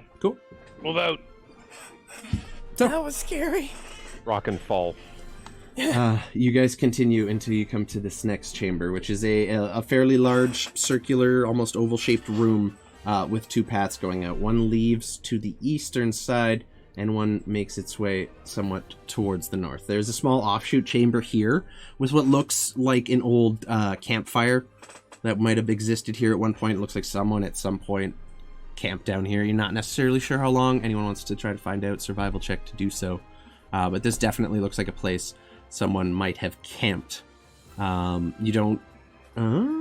okay, survive. There you go. Guidance on Gregory. So you would gather at most, like, this campfire is probably 2-3 weeks old. Maybe a little more. But, like, it's definitely has not been lit or used in a number of weeks since then. You do see, leading up into this chamber, kind of just looking up into that, you see some spider webs kind of beginning to cling to the sides of the caverns and the roof, and kind of getting thicker as you look deeper into that cavern. Coming from the eastern side, however, you hear the sound of what sounds like running water kind of echoing through these caverns as you kind of silently making your way through, and you kind of all stop to take in the environment around you. It's very slowly moving water. It's definitely not rushing per se, but there's like definitely a trickle of water happening that way. And even looking down that hall, you see this strange kind of bluish pulsating glow almost. It like fades from a dark blue to an almost like emerald green, and then just kind of like this ever pulsing kind of light coming from around that hallway. That's a little strange. It's a lot strange. Which way's the fresh air? You asking Boris? Yeah, which way the fresh air is. Roll me another perception check. Gregory, you can do the same. It's a completely new space, new checks. Still very good. Fresh air smell. Mm-hmm. Up. Boris rolled 23. Mm-hmm. Boris, you hear in your head, fresh air both ways.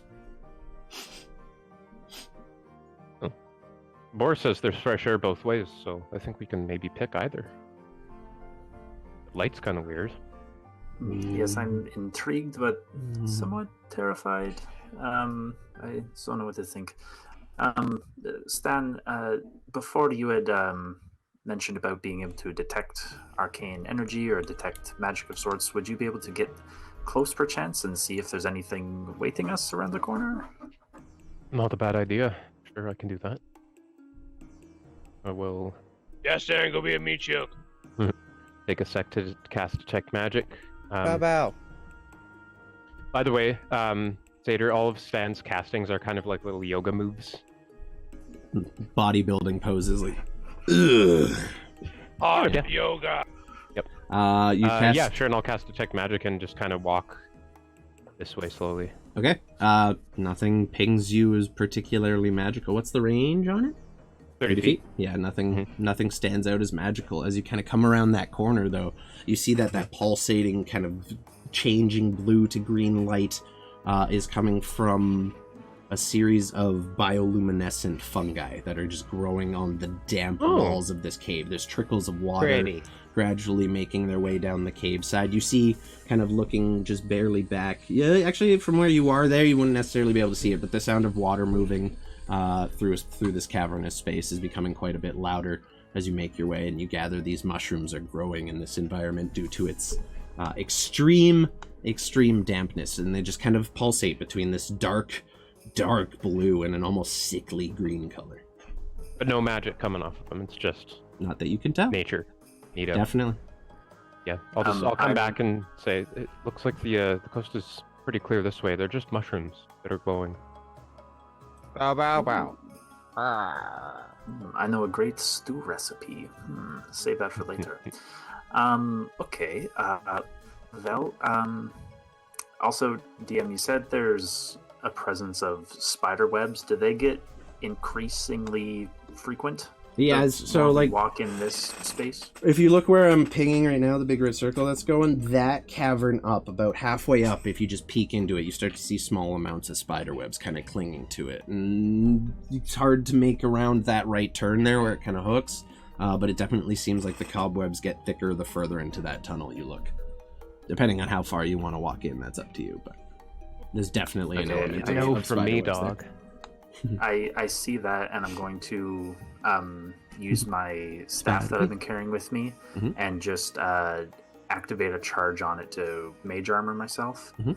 Cool. And you just hear this very nice little like kind Ah. of emit as Are I you cast that. you're the emotional sighing door from Hitchhiker's Guide to the Galaxy, is what you're telling me? I love it. Ah. Oh, Okay. that was a nice You sound. cast Mage Armor on yourself. You have 8 hours of Mage Armor. You No, kinda, my like, cheerful meaner looking up Ooh, that, it's definitely quite clear that depressed. the cobwebs get significantly thicker the further into that chamber you head. Just in Oh, case, dear. just in case. Mhm. Yes, I am fine heading towards the magical mushrooms. Well, They're not actually magical, not so though, magical, unfortunately. Right? Yes, okay. Still, very Well, shit. intrigued, but yes. What are we thinking? I think Secretly that seems like a bit of a safer way. I don't like spiders. If we're going I down think that they're way, fascinating. someone's burning the shit out of all that shit before I fucking go down there. Yeah, I Just don't think- saying. Okay. I don't think we're gonna go that way. So the water the blue way? Sure. Someone told me about psychedelic mushrooms. I've only ever heard good things. You guys kind of come around that hallway with your troop in tow, and as I described to Stanny, you see these stacks upon stacks of these large, capped, pulsating bioluminescent mushrooms. Some glow, some don't, but they all appear to be of the same family. And the really large one have this, like I said, it's like a dark, dark blue that goes into an almost sickly pale green color as it goes. They I'm almost gonna seem cast at- detect as the- poison and disease. as the light pulses, so too do the mushrooms a little bit. They kind of expand, almost like they're breathing. Yeah, cast detect poison and disease. Oh yeah. Oh yeah. Are they very poisonous? Oh yeah. So immediately as you click this on, if you could see like a version of it is just a room of spores that are emanating off of these mushrooms, and there's definitely an element of toxicity among them, I potentially just tell everyone, other stuff. try and hold your breath. And I hold my breath. Ow, ow. Mantuka. What? Ah. Send the canary. Send one troop and see what happens. You! Yeah, I'm going to like back up. the Sid. I named all of these people and I gave you a whole list. Pick a name off of it, motherfucker. Alright, 1 second. Let me open the list of your unit who you didn't even bother to fucking memorize. We don't have time for this. Sid, walk forward. Sid. Okay, you see like this kind of like about late 20s man, scraggly brown beard, a scar on one cheek, and a helmet on, kind of making his way forward. What are you laughing at? Me? Yeah. What do you got I going wasn't on? like, over no, that was more That's of a like grimace. a Sid fucking back talking. Come on, motherfucker. I'll throw your No, corpse. That was a grimace of me looking at me being immune to disease and not poison. Oh. there? So, you're sending Sid. Yeah, Poor, like poor I'm sad, looking- lonely yeah. Sid. Okay. whatevs. Sacrificial lamb, bitch. Charlie, take the trench. Oof. Okay. So As Sid walks by, I'd just like to give him a little guidance tap. Just do us proud, soldier. how Good game. how far in you want me to go? All the way. Got it. uh, Yeah. Got it. So he no, so it's like 30 feet in from us, so we can, in essence, so I can see if anything pops or postulates or anything. okay. And I'm just Do you want him to watching go his to the feet. left there, to the right there? Which direction you telling? Oh, to the left, always. Okay, Just like Beyonce. So he steps in and begins making his way to the left, kind of carefully avoiding these mushrooms as he does so. but as he kind of steps around one side, I need you to roll me a dexterity saving throw, please. As he just barely almost brushes against one of the sides of the cavern. Oh god. That wasn't good, Sid. Here you go, DM. Oh, that's solid. That's a 19 with whatever you want to give that. Okay, so as Way he's to go, kind of making his way past and trying to gently, like, there's mushrooms are everywhere. They're growing on the floor, on the walls. The blue spots on there are just the largest clusters of them, but they grow out all around here. And he's kind of very carefully stepping his way around. And as he comes around a corner, you see him about to hit one of the larger caps with his back, and you quickly call out to him, and he kind of stops himself and continues going and making his way around, and finds himself safely on the other side. Nothing happened. Excellent, you stay there. Watch for the front. I really like the cut of this jib. You might be my third. All right. I think should I go next? Okay, listen up. Everyone, pay attention. Track plan. Yeah. Track plan. Yeah. Track plan. Only step where he stepped. Oh, Track okay. plan. Good. Yeah. How many of you tried to Alrighty. memorize where he was stepping? Probably Nope. not even myself. Okay, so all of Alright, you roll me an intelligence check, please. Watch. All Just of it. how about I go and then you follow me? Yeah, anyone who wants to try to remember the routes is going to need to make that check, though. Okay. Boop. Boop. Intelligence. Oh. I am genius. Mm, Okay, I'm so distracted. Satyr and Mantuka, you both have Satyr, definitely, you have a very clear idea of where you need to go to avoid this. Mantuka, you're just below the DC, but you think you have at least a rough idea of how to get through this. It's gonna be challenging for you, because you are a big minotaur in a very small cavern. This is how I live my life, DM. Well, This is how I Stanny live and my Gregory life. trying to look at the path and figure it out, you have no idea what the proper route through that would have been. Yes, Stanny? I'm going to cast Blast at second level on all four of us. Okay, Ooh. go ahead. So, who's taking the lead through the cave? I Damn it. think I'll go next. I feel like I'm pretty confident with that roll, I guess.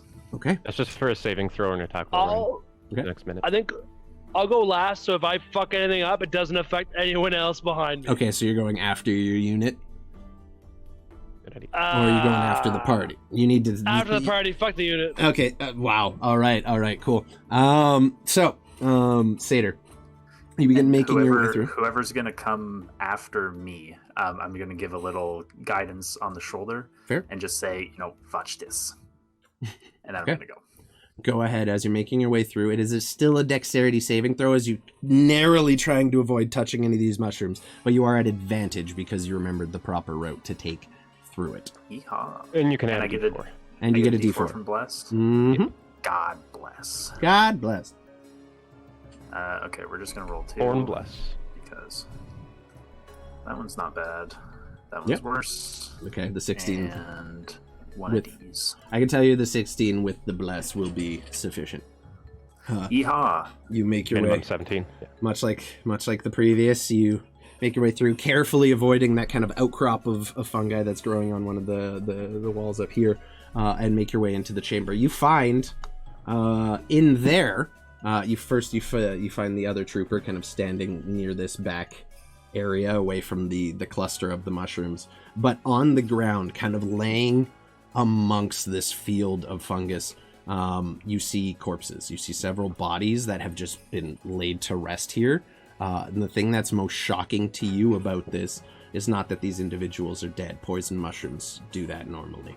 What surprises you is the fact that out of their eyes, mouth, nose, ears, every open orifice on their body, and a massive open chest cavity that has just been burst open by these mushrooms, there is fungal growth happening. These people's bodies have been completely consumed by this fungus, and their corpses, their husks, are just laying there with every single hole in their body with mushrooms growing out of them. Okay, I don't suppose I can see anybody from this kind of bend in the terrain. Whereabouts? You see the one trooper who's can over I see on the any right of side. my? Can I see any of the other crew yet to come through the Depends. passage? When someone follows you, yeah, you'll be able to look back and see them. You have more or less a straight line, but Didn't you one find soldier go through? Yeah, the one soldier is also just chilling over here on the right side of the room. Okay, I kind of want to just like go back through enough just so I can see either Mantuka, Greg, or Stan, and Okay. I'm just gonna point to them and cast message to each one of them, and just let them know like what I saw, and just that I'm being quiet just to be safe. Alrighty. All right, sounds good. Who's going next? I will. Okay. Thank God. You, however, do not remember the safe route, so just a straight dexterity saving throw. And you have or I guess you have it with bless anyway, so it doesn't matter. But I did guide you before I left too. 24. Okay, easily And done. can I watch him do this? Can I like watch him? Roll me an intelligence check, yeah, as you're trying to absorb that. Standing, you make your way through. Same deal. Bend, like for you with your 6 foot tall, massive muscular frame, it is a bit of a challenge, and you kind of have to twist damn and it, bend as you kind of pull under these mushroom outcrops and safely make your way to the other side, where you see the grim sight of these 3 bodies that just have mushrooms growing out of every orifice. Mantuka, unfortunately, not quite enough, and with your large size, you are at a disadvantage for this roll, unfortunately. For what roll? Getting through this. I'm not going next. I'm waiting for baby. Oh, you're Gregory waiting to for go baby through, Gregory. And Okay. I'm gonna try this again. Okay. And then, Yeah, you can I'll try fucking every shoot time. until I fucking figure this one out. I don't give 2 shits. Okay, baby Gregory, go ahead and roll me a dexterity saving throw as you're making your way through this incredibly cramped, very small little space. Okay. Okay. Oh, you're a wolf, aren't you? Yeah. Okay. Bow bow. Pretty good. Yep. Plus a D4. Very gingerly making your way through, looking for whatever safe places you can. You also come safely to the other side. Mantuka, all you saw was this mass of black fur just making its way through these mushrooms. Roll me one more intelligence check. We got a hydrate from Kayla. Thank you. Oh my fucking sweet baby Jesus! I mean, Woo! We love this. We love this for me. I don't have water. All I have is Tuka. peanuts. That counts. Hydrate with peanuts. You should maybe get some Drink water. your own piss. Okay, so Gregory, you make it through safely as a wolf to the other side. Mantuka, it is you and your troop now. Like that is it. all right, first troop, fucking Carlos, come on. You salt the peanuts will help you retain water. There you go. Perfect. All right, Carlos. I need to And go I'm gonna change all my watch names. Carlos's feet again. Okay. See, I was gonna have you roll for a whole unit, but now you're sending them one at a fucking time. I will sit here all day. I don't give a shit. Go ahead and roll me a dex save. Is he a footman or an archer? That's the one question. So okay, I'll roll one for the archers and then one for the footmen. No, I'm if not you're gonna sending waste- them one at a time, you gotta roll individuals for them. I will allow it. That's funny No, as shit. that's gonna eat way too much time. Who For me, cares? just trying to get a disadvantage. That's 12 people, dude. That's 12. Sorry, 19 people. Mhm. Because fucking Sid's already there. Yep, Across. Sid's already through. So I'll shoot. I'll roll for the archers. Okay, go ahead and roll for the archers first. This is your whole unit. It is at disadvantage because there's 10 of them trying to weave through this space. Is that disadvantage? Okay, I'll roll the Mm-hmm. 2 until we'll take the. They're gonna get poisoned. Yes. Oh my god. It rhymes with that one. Doesn't take long. As your troops begin making their way through, your first unit just goes. Even like that wasn't even. Oh my god, that was a 2. How'd you roll 2d20 and still you rolled a 1 and a 4? Dude, it wasn't good. You were not making that, no matter what happened. Yeah, Holy those archers. shit! Fuck it. We don't get range now. Damn, Get dude. Baby Gregory. As you guys kind of like watch the first archers begin making their way through, and then one particularly tall elven individual who seems a little uncomfortable in his frame. He's a little lanky, a little awkward. His top part of his iron helmet just brushes against one of these caps, and as it hits, you see it start to pulse brighter and brighter and brighter, and he looks up, as just poof, an explosion of spores burst into his face. Roll me a dexterity saving throw as he's just hit in the face and he's desperately trying to like figure out where he is. He can't see and he is now panicking. There's going to be 2 saves. We have dexterity and then a constitution save as well. Okay. Okay. Samesies. So he stumbles forward, and as he does, he kind of puts his hand on a piece of solid wall. He starts coughing and just retching up these spores that have just been inhaled into his face. And while he's doing that, he manages to steady himself. But you watch as the other mushrooms in the chamber also... Oh, shit. And before you know it, you are all, every single mushroom cap in here explodes in a chain reaction. Just poof, poof, filling this room to the brim with black spores coming from these mushrooms. You see little bits of glowing energy inside of them as they do, and you are all, except for Mantuka, who is hanging back outside of the mushroom chamber. But even you see this cloud of spores now coming. No, you guys are all still in the other room. I mean, if you're all the way over there, yeah. But yeah, no, everyone else who is in the chamber is just breathing this in. So your entire archer unit, that looks like Gregory, Satyr, I guess the other guy's with Stanny, so he's fine. Sid's good. So your archer unit all needs to roll con saves. So just 1 con save for the whole unit, I guess, and then we'll roll a percentile to see how many people are affected. Stace with the rate of 3. Let's go. Thanks, buddy. I appreciate you. How you doing? We got Mini Dixie in here too. Hell yeah. Some shit is going down. Some shit has gone down. They're about to do some mushrooms. You rolled an 11? Okay, roll me a percentile.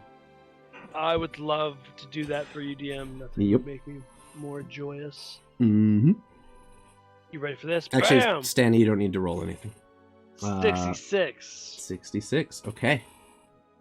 So Percent of my force still of your 10 archers, 6 of them are currently doubled over, their hands on the ground, coughing and hacking. Roll me a d12. Well. Okay. D12. Here you go. Boom shakalaka. Low. 4. Okay. 4. Jesus. Okay. So, you notice these members of your troop just doubled over, hacking up along, coughing. Stanny, you breathe in these pores. You feel them burning inside your lungs as you do so, but something just prevents anything from taking hold within there. Gregory, what'd you roll? I need a con save from you, buddy. Con save it shall be. Con save as a wolf. You're still blessed. Right. You are still blessed. Do I get a better one? Nope, it's worse. Satyr as well. I need a con save from you. Oh no. Roll me a d12, please. Boop.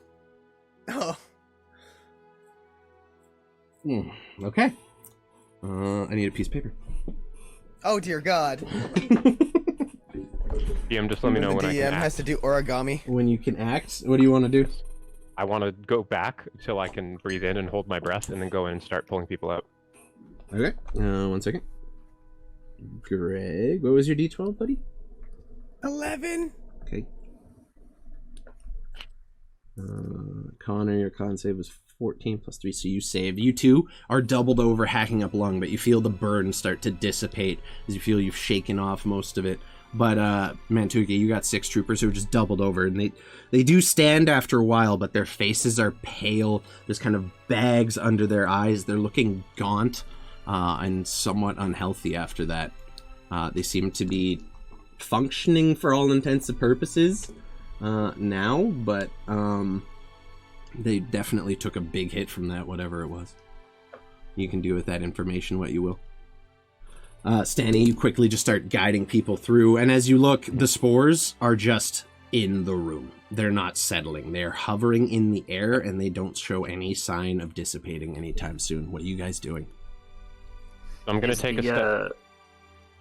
Go ahead. Yeah, is the can we still we can still see through it, right? Or is it like a thick fog? It's like a light mist. So it's like, you know, those like things used to blow up when you were a kid. You'd squeeze them and all the spores would come out. You're basically standing in a cloud of that shit. Okay, so I You can can see. see Stan like helping the other people. Yeah, you can get see to him where he is, pulling right? the people who are bent over and coughing. The other archers make Okay. their way through I'm just- safely. I'm just gonna go like that way, or Mhm. like I'll grab Gregory if he's like right by me and try to drag him over to where Stan is and the rest of them, and then just join in and keep doing that. Cool. Gregory, And what's at your one point, if I constitution see you modifier, by two- the way? I would yoink you over here. I'm a pretty slender wolf. I could probably get picked up. What's your con modifier, Gregory? +1. Cool. Sounds good. So Mantuka, you are now faced. You're alone at the other side of it. Well, not alone. You have your 10-foot soldiers with you, but you watched all of your archers just disappear in a cloud of spores. As poof, poof, poof, poof. All these mushrooms just started going off, and you can see them still. There's like this heavy haze in the air of lingering spores from these mushrooms. What do you want to do? Does it seem like they like pop them all, or does it seem like there's a lot left? Yeah, there is. You see no glow whatsoever in here. The only glow is coming from the light off Boris's nose. Oh fuck it! Who it's is also bandit back time. with you. Oh, that's true. Boris is with you. You left Boris with He me? left Boris with you. That's never a good idea. Unattended? That's never a good idea. I'm Good way to lose a gonna Boris. fucking drape some cloth over my snout to try to blockade some of the Oh. particles and stuff. Okay. Roll my Constitution, so also, add advantage when you cross through that room, whenever that may be. And I'm going to advance, I guess, through the bullshit. Now, what are you going to tell your men to do? Wait for me to go through, and then when I go through, they continue in case I activate anything, or in case I Okay. turn into So Jesus. you'll give them the heads up. Okay, so Constitution save at advantage as you cover your mouth with this cloth and make your way into this cloud of spores that are seemingly filling this entire room. And I'm just going to mentally say to Boris, go through last, Boris. So Okay. 17 plus bless, Oh, you're good. You're fine. 18. You're fine. Yeah, you're all set. No worries for you. You come out the other side, your face covered, your weapons ready, and you see your party all standing there. 6 of your archers have been just put almost out of commission. They're pale, they're sickly looking, and they look very similar to how Gregory is looking right now. I'll yell back to the other group, and then I'll quarantine the ill, and we'll quarantine them in the back in case we had to kill them later. Okay, Stanny. I am going to go to everybody that looks like shit Mhm. and put 5 points of lay on hands into each of them to remove poison, Okay. including go around. Gregory. Okay. So that's 6 y- archers plus Gregory. If you were down any hit, yep, 6 archers plus Gregory. So 35, you said, for 5 for each of them? Or 40. 6 archers plus Gregory, so 40, yeah. Wait, 35. 6 my times. bad. My bad. Yep, Yeah, I'm good. I'm good. Numbers in my head. You cast Lay on Hands, and there is no visible improvement. Oh, shit. These people do not look well at all. Either cure disease or neutralize a poison. The neutralizing of a poison didn't do anything. It would cure disease, in fact. You said you were Oh. just going for poison, my bad. So you do notice as you touch them that their face kind of gets a little color back into it. So your lay on hands cures disease off everybody. God damn, that's stupid. Oh. Cool. Well, it's 5 hit points per person that I have to lay in, so. Okay. Yeah, sure. So times 5, yeah. It's a lot of healing. Fair enough. Fair enough. No.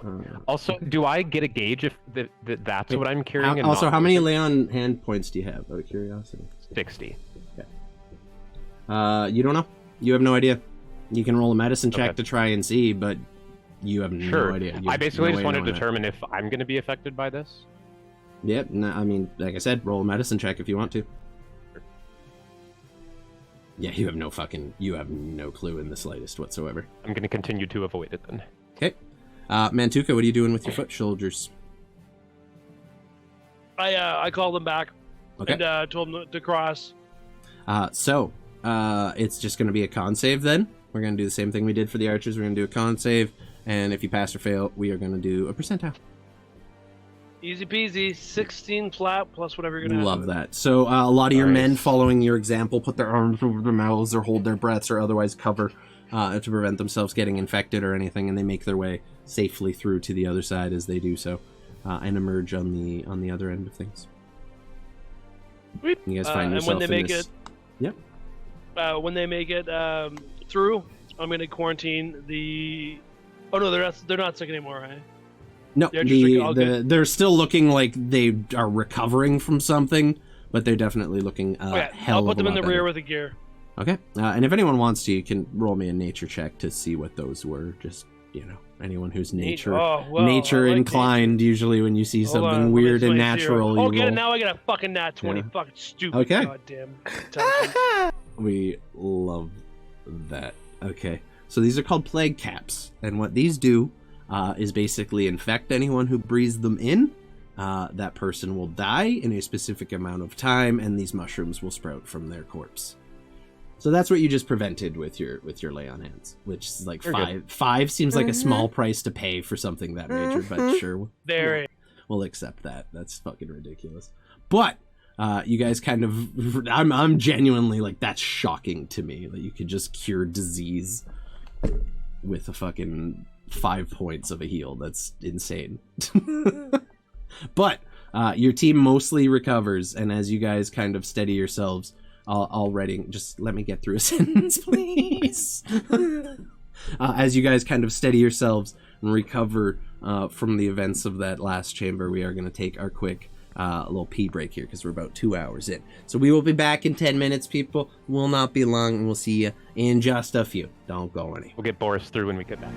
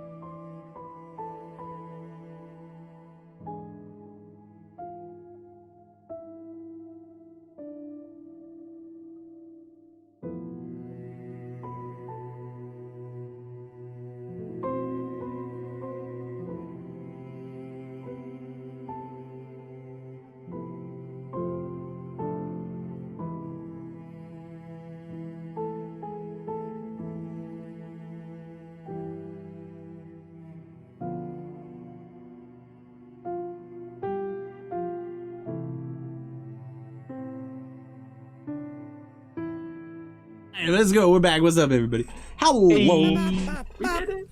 We are back. Welcome in. I hope y'all having a good one. I want to thank everyone who's come out to hang out so far. We had popping off today. Y'all are being nice. Stace with the raid. I appreciate you. We got some new follows from Oreo10234. We love a good Oreo. And OG Blaze. Appreciate you.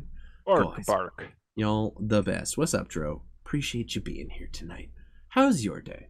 So, I think we just left off with the paladin having cured the disease that it took all this time to homebrew, but that's fine. It's cool. It's cool.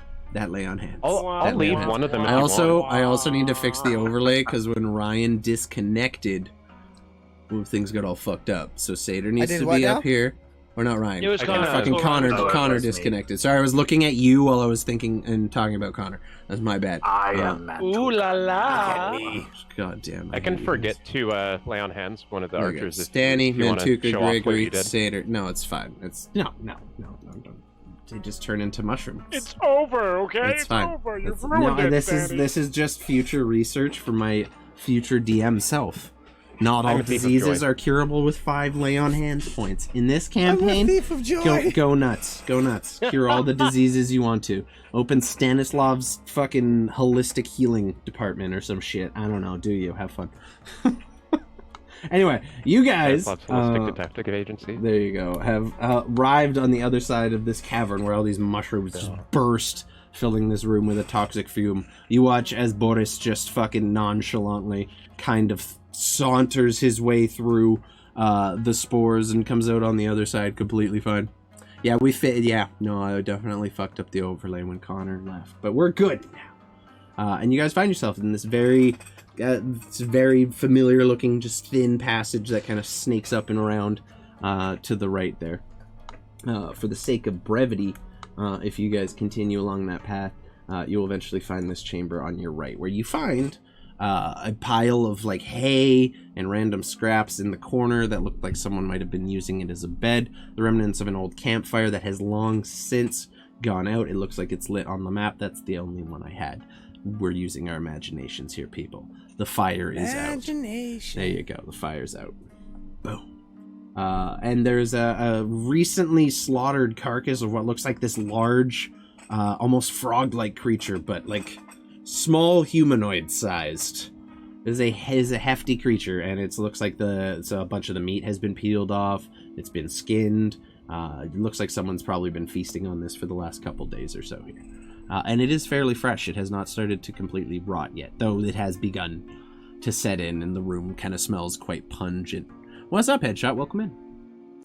Can I check out this corpse to see if I can tell?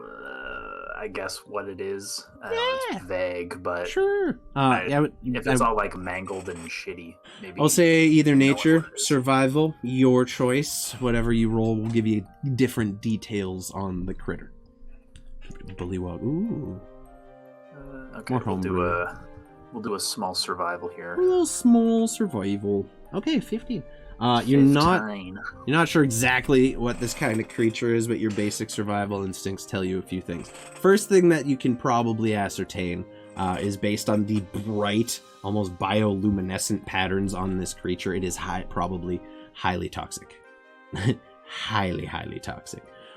Or at least has some kind of properties that might do it. You'd probably have to investigate further to figure out what exactly, but you definitely, the survival instincts kick in, and you gather it's probably something you wouldn't want to eat yourself. Apart from that, it just seems like a very, very large underground frog. It's not a humanoid, it is just a massive frog, about the size of a halfling. I'll just kind of explain. Just not sure what would eat this, but we shouldn't. Nope. I'm going to walk away. Stay away from that. Well, I mean, I wasn't planning on it, but I look at Mantuka. That's a good thing to say. Thank you. I was eyeballing it. Fair. Just in Waste case, not what not. you know. Wait, I'm a dog. Bow, I was just about to say, are you still a... Yeah, you're literally, I guess you're still a wolf. I say that whole thing as a dog. I'm just bow, bow, bow, bow, bow, bow, bow, bow, bow. You, as you're speaking in dog, You can all roll me a perception check. Boris understands you and relays it to me so I can translate. Mm-hmm. Yeah, there you go. There you go. You got an in-between. Should probably have that over. 21. 21. Oh my god. Okay. Real quick. Real quick. Is the 21 the highest? Am I beating at 21? I don't. Oh, I do beat at 21. Let's go. That was 18. Okay. So, as you guys are kind of all wandering into this space a little bit, you faintly hear the sound of shuffling feet behind you, and then you hear the sound of cracking and moving stone as the cavern you all are in. I'm assuming you guys are all where you're situated right now. Yep. Sure. Okay, so Guess yeah. so. No, yeah, you're good. You're good. This entire southern portion, like the southern cavern that's leading out, where once there was a cavern kind of descending or ascending up into darkness back towards the surface, there is now just a solid wall of rock that has stretched from the floor all the way to the ceiling, completely closing off that section. And then as you look down the other hallway, same thing. Rock just appears out of the ground and blocks all of you into this enclosed space. Or like here? Basically, there's a wall there. There's a wall Okay, yeah, that's where the top one is. there. Cool. Cool. And at that point, you all hear a voice kind of speaking at you from over or through a small hole in the wall. You hear a small voice just ringing out and kind of echoing in the cave. How many infected are you? 0? None? Prove it. How?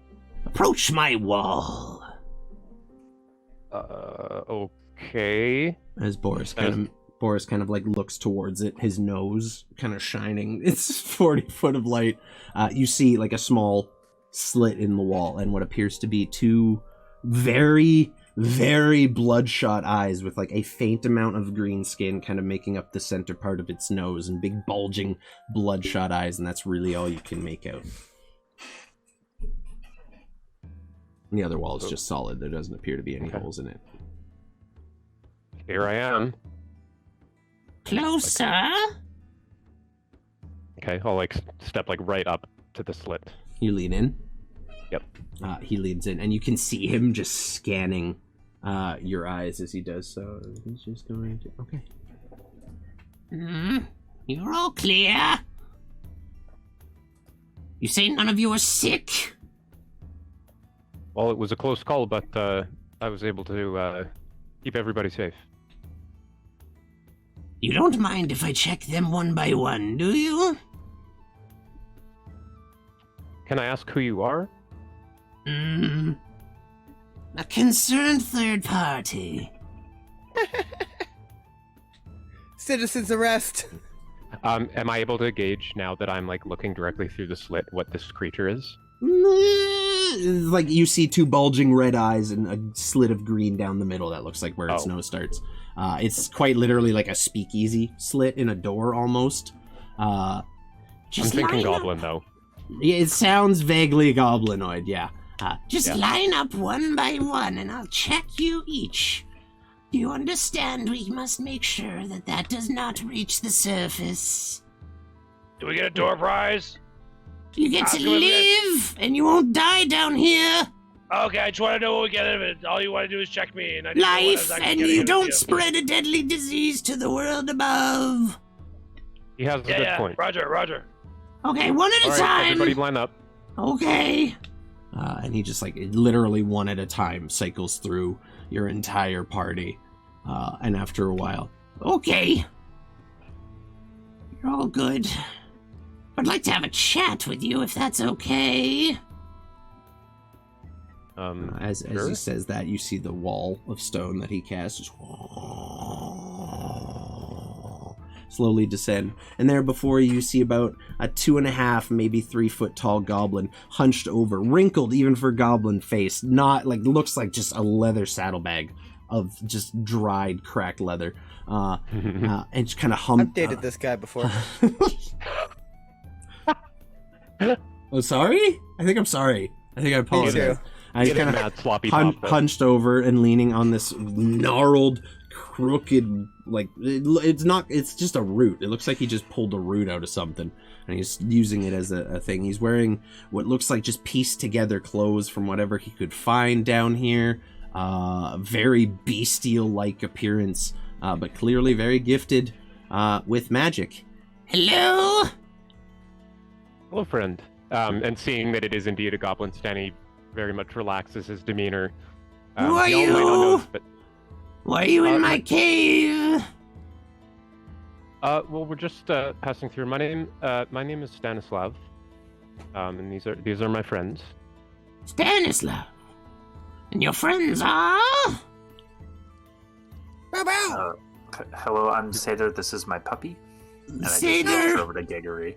Puppy. Bow bow. Puppy. Minotaur. Mantuka. Oh, we see lots of you down here. Me? Not you, you idiot. Oh. You. Like Minotaurs. Interesting. Well, we were Try really not to be just offended. we It's didn't know just that an you were okay, so we're observation. Don't take it personal. we were just really passing through this area, trying to get to somewhere above. You found it. Why are you trying to get through? Come with me.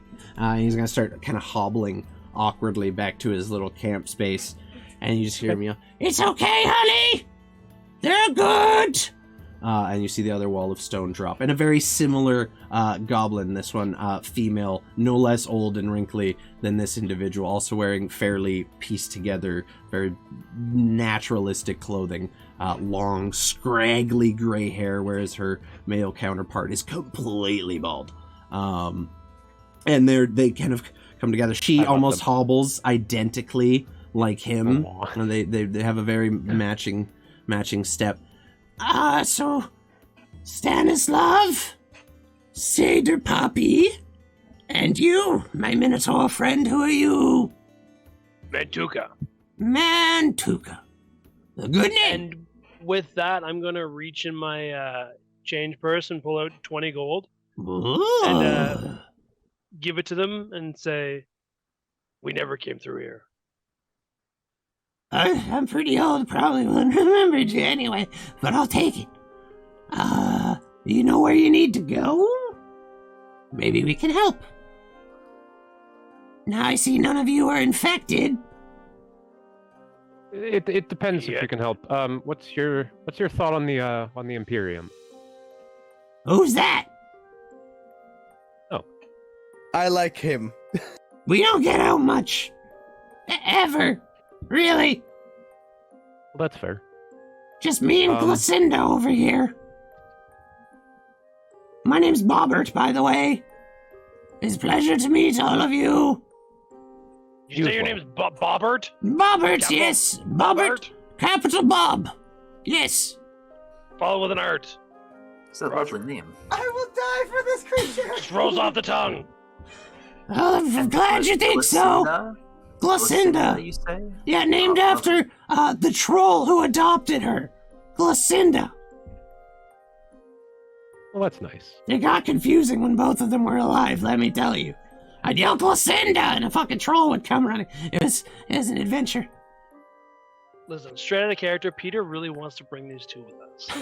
Oh my god, I love this. I Is the fucking love best them. thing I've ever If seen. they could narrate stuff and just pull their weight, The DM is afraid he's gonna have to do this voice for a long time. I also feel like they would just die when they see the sun. They just but in melt. game, Mantuka's gonna play it off and play cool like he doesn't really dig these two.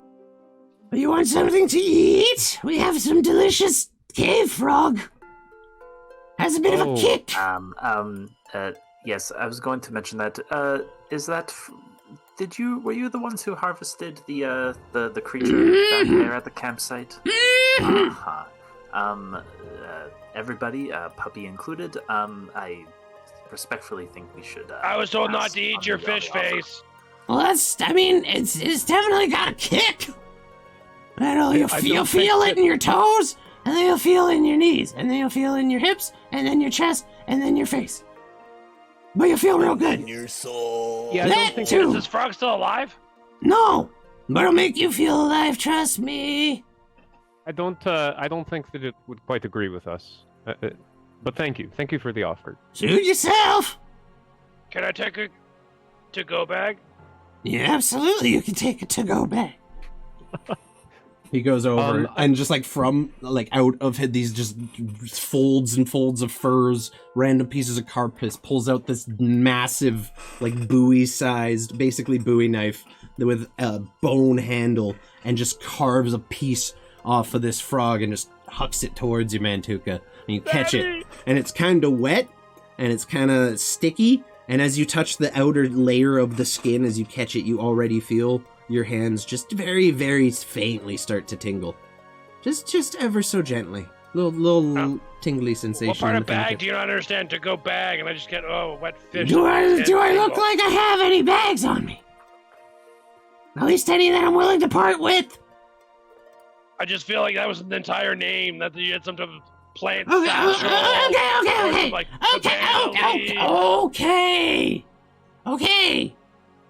Okay. I just feel like we're really getting off on the wrong And he goes over. He starts rummaging through the fucking hay, and pulls out a piece of burlap that someone might have used as an article of clothing.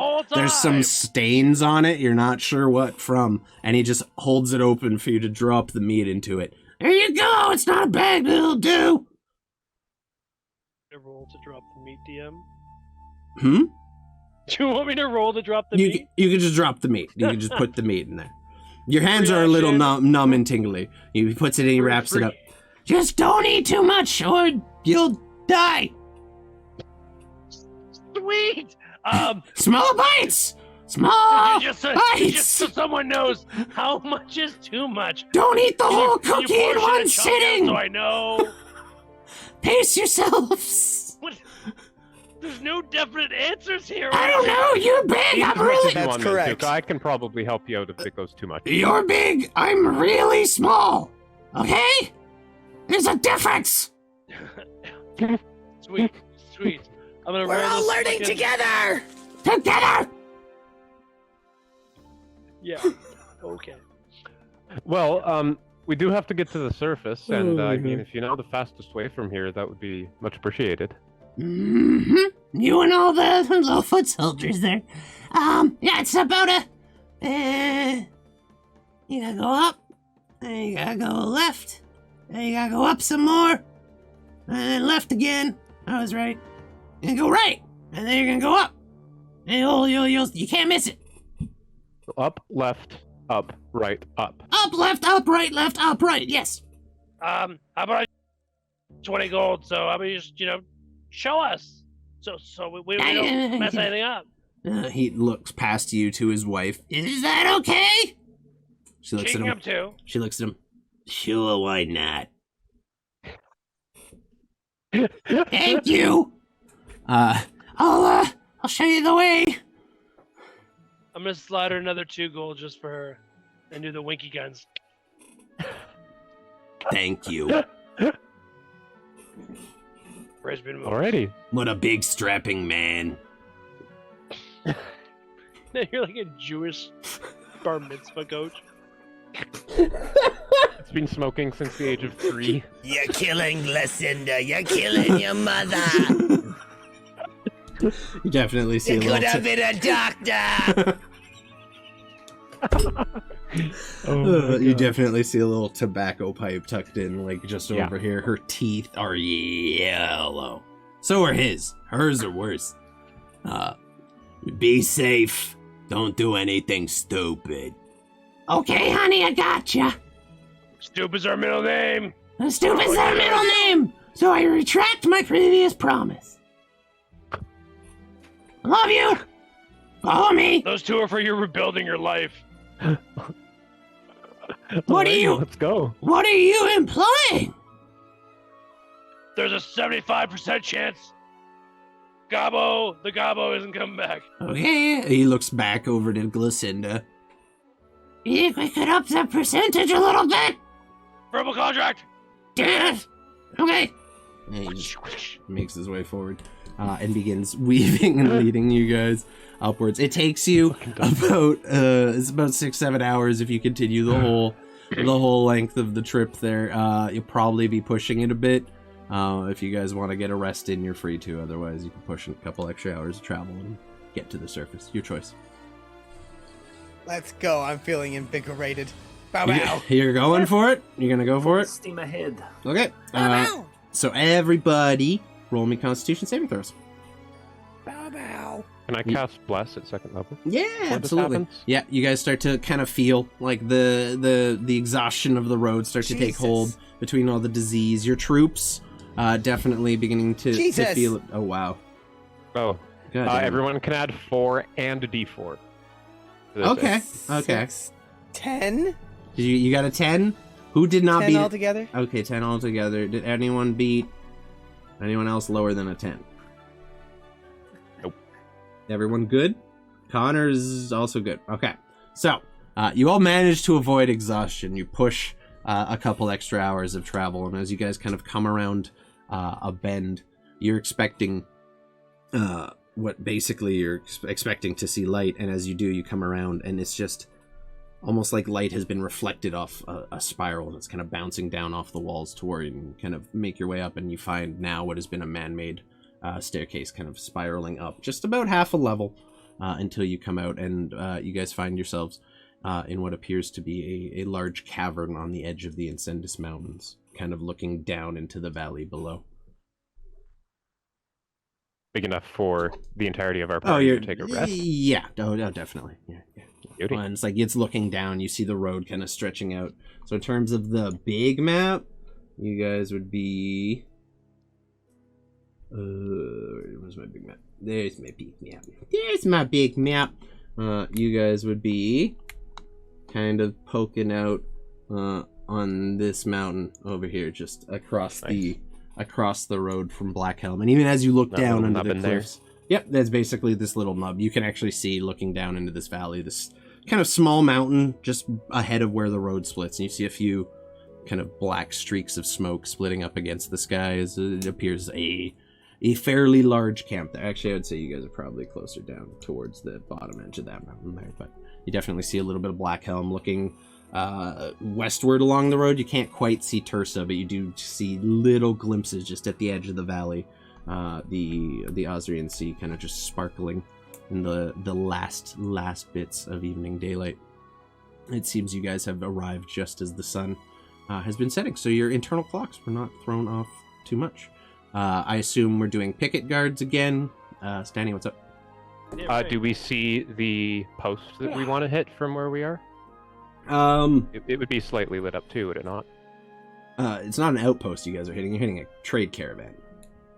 So we're gonna just be waiting for it to come through, basically. Yeah, no, you guys Ambush alley. Mantuka decided that ambushing these things would be great. So as far as you know, there is a convoy heading from Pillarstone towards Tursa, heading south along this road past Blackhelm. So anywhere you choose to set up an ambush is entirely your choice. Cool. The field is yours. You guys can pick where you want to do this and how you want to set all this up. Moving into the evening, we are doing double pickets again, Mantuka.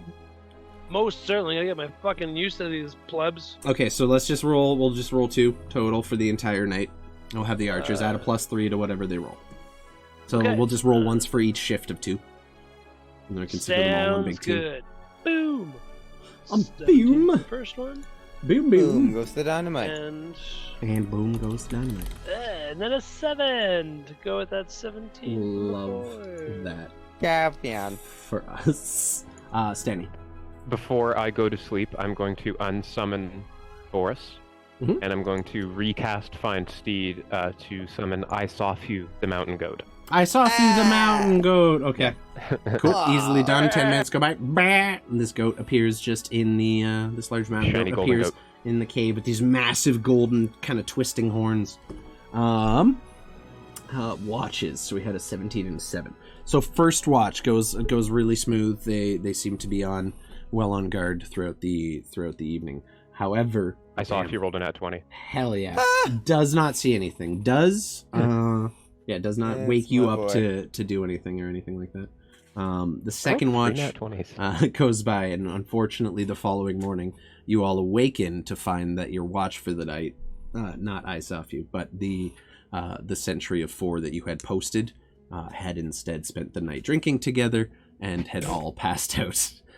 And basically slept through the bulk of their watch. So Mantuka, you find 4 of your men kind of huddled on the outside of camp with a series of bottles kind of strewed in the sand amongst them. Looks like they were up pretty late drinking. They rolled a 7. They were I'm gonna not walk focused. up and grab one of them. Okay. Oh dear. Oh no. Oh no. Oh dear. Which one are you grabbing? Pick a name. You've been naming them all at random at night, so may as well keep going with that. Sid. Sid? I'm gonna grab Sid. Sid again! I'm gonna grab him by the neck Sid. and I'm gonna slit his throat. This is what happens when you fall asleep on watch. People die. Roll an attack. Love that for Sid. Love that for Sid. Go ahead. And he was not expecting it, so go ahead and roll an advantage. Okay, I'll do it with my... Oh, yes, be my actual weapon. It's cool. Great axe, I guess. Against his throat. A dirty 19. It's gonna fucking hit, dude. Let's roll some damage, too. Yeah, go ahead. Yep.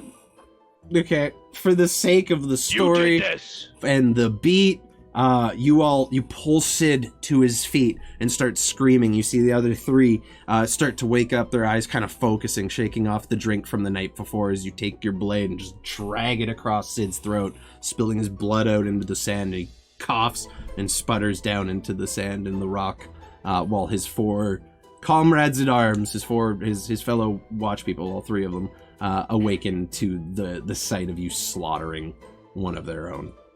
And they're all just completely shocked and kind of just completely in shock, just sitting back and watching their friend die in the sand. Dig his grave and form up. I will not die for you. In complete silence, they kind of, while Sid is still sitting in the sand, coughing up his last, grab a series of whatever tools they can find and start digging a shallow grave in the sand.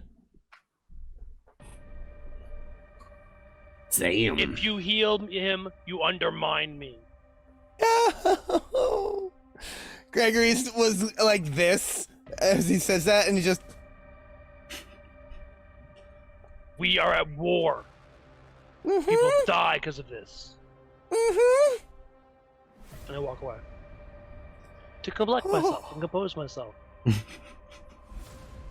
Gregory just stands there. The rest of the crew, like Danny is also just standing there. the 3 individuals who just watched their drinking companion die, look up at the rest of you, and they make eye contact with you, Stanny, and then Gregory, and they kind of look at their men, and they all stare. Some of the men are looking at them in pity, others in anger. There's a lot of mixed feelings in the group right now. Some are staring at Mantuka as he walks away to compose himself, and eyes just white with terror. The other 3 finish digging the grave and drag the body into it and bury him. You see a couple of them stand by and say a quick word. One has just a few tears streaming down the dirt-stained cheeks.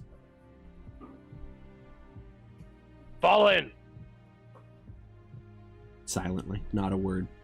Every single member of your troop falls back into their rank. One Me man included. short. One man short. I fill in that space just out of fear. Gregory, lead. Leave? Get the Lead. fuck out yes, of here. yes, sir. Okay. So, what is the goal as we are leaving camp today? You guys, what are we trying to accomplish as a party? Not kill any more of my men for being stupid.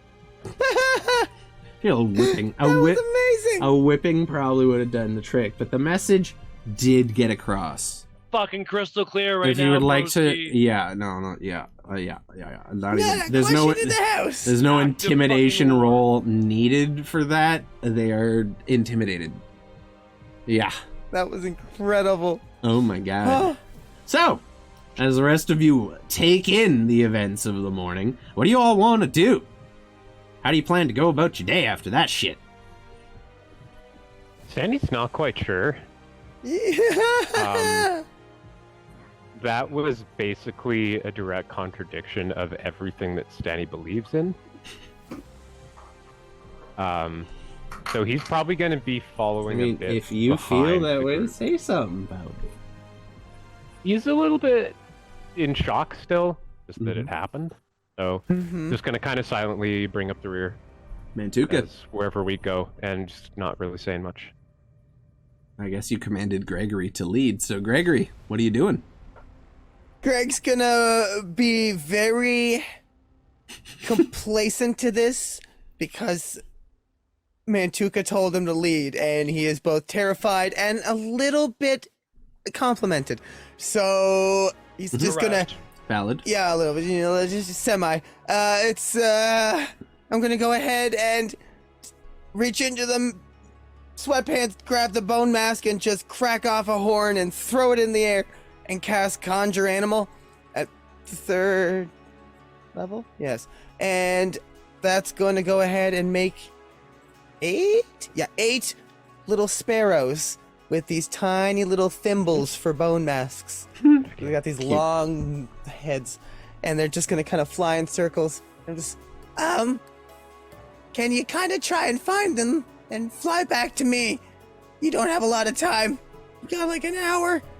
Anyway, go fast! Woo, woo, woo, woo. So they all spread out, each one going to a different direction on the compass, basically. Some following the road, others fanning out, and kind of splitting their way, trying to fan out as much as they can and cover as much ground as possible. After, are you guys doing anything while waiting for these birds to return? Because they will be gone for a while scouting this out, so you have time to do stuff. We should probably all get fed and make sure we're ready. Everyone, ready up! I'll set Sharpen the set swords. some sentries out too, just as early warning in case anything comes. Okay. So you set some sentries. You guys set about making your breakfast and preparing for the day. After about the 45-minute mark or so, a couple of the birds do in fact come back.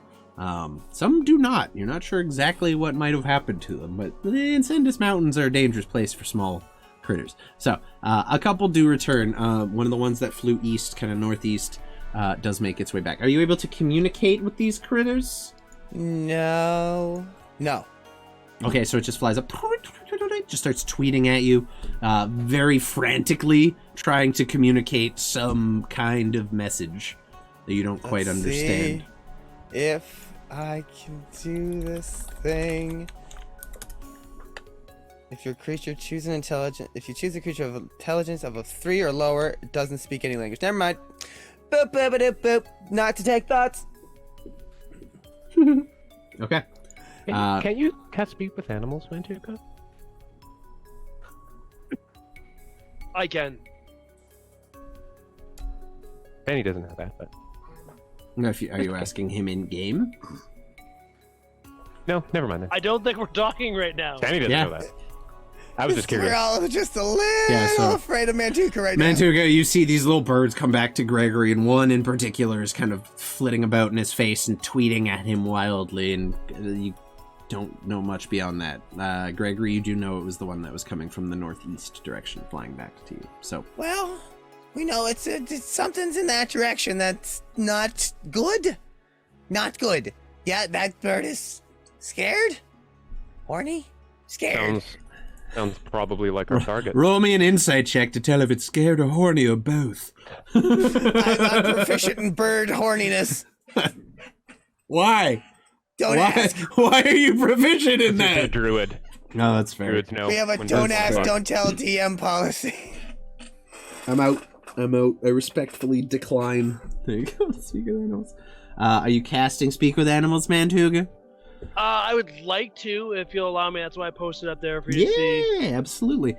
So as you kind of manifest your spell, what does you casting Speak with Animals look like? I'm curious. Give me that visual.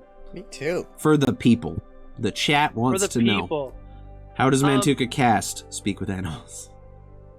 For me, it's more a primal, so it's more of like a bending down, squatting down, and like touching and feeling the ground. And I've got to take like some dirt and some debris, and I just kind of rub that together, and I just make myself a little spa mask. Love that. And I just kind of focus on that and like primal energy, and I just kind of put it out like there. Daredevil it. Yeah, put the vibes out there. Okay, cool. After a while, you kind of connect, and you hear this bird tweeting erratically, and suddenly you start to notice a switch in your understanding, and it is just frantically repeating one phrase: "Wagons that way, coming soon. Wagons that way, coming soon." Just tweeting it. Does over it point a direction? and over. It's making a clear kind of towards the northeast.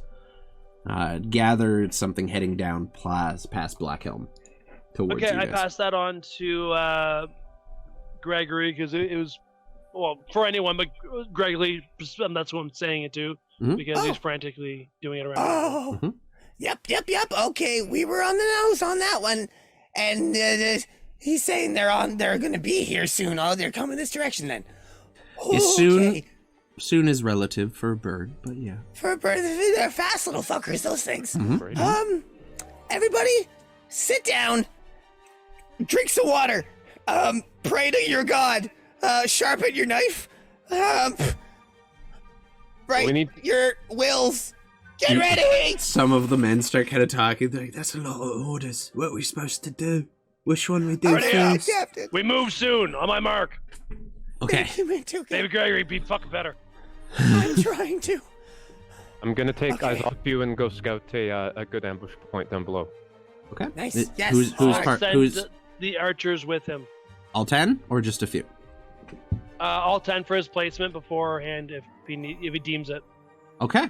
So you're basically given command to this 10 archers for this scouting excursion. Whoa, a lone card. I said for this Lone card. scouting excursion.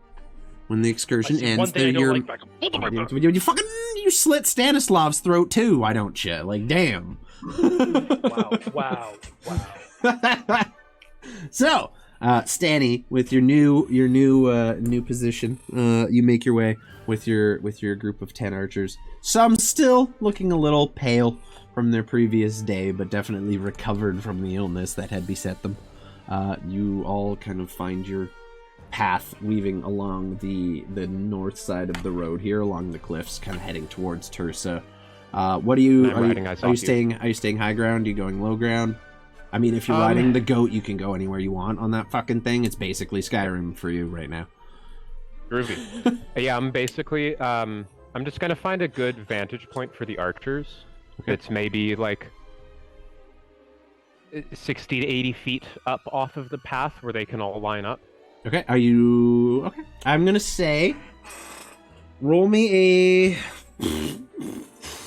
I want to say perception, but for tactical decisions, I would allow, like, insight as well, if you prefer. Oh god, no. Because it's like your insight into how you read a battlefield and set up a proper ambush, so... just perception, then. Guidance myself. That's like the closest thing to a strategy check I can think of is insight check the field of battle to figure out. I'm going to work on some custom skills for the new campaign because you can add those to your sheet in D&D Beyond. So we're going to have a couple extra skills kicking around in there, like history, shit like that. Horniness is a skill. Yep. You get everyone gets a base of 69 for it. A libido. Nice. There you go. So with an 18 total, 18, yeah. It takes you a little bit. You're gone for probably the better part of an hour or so, trying to find yourself a good spot. You got like from this crossroads to Black Helm in a slow moving caravan is you guys got time. You kind of make your way along the cliff sides until you eventually find your way to a spot that you think would be probably beneficial. This one. And of course, I'm going to ask the archers, like, if it's good with their range and stuff, and if they think the sight lines on cover are good enough. Yeah. So, Not just going to make the decision on my own. I mean, you are in command of that unit for the time being, but you find this this kind of weaving section of the canyon that has these staggered cliffs kind of rising up on several different heights from either side, ranging anywhere from like 10, 15 feet up to the furthest ones in the back being as high as 30, 40, or 50 feet up.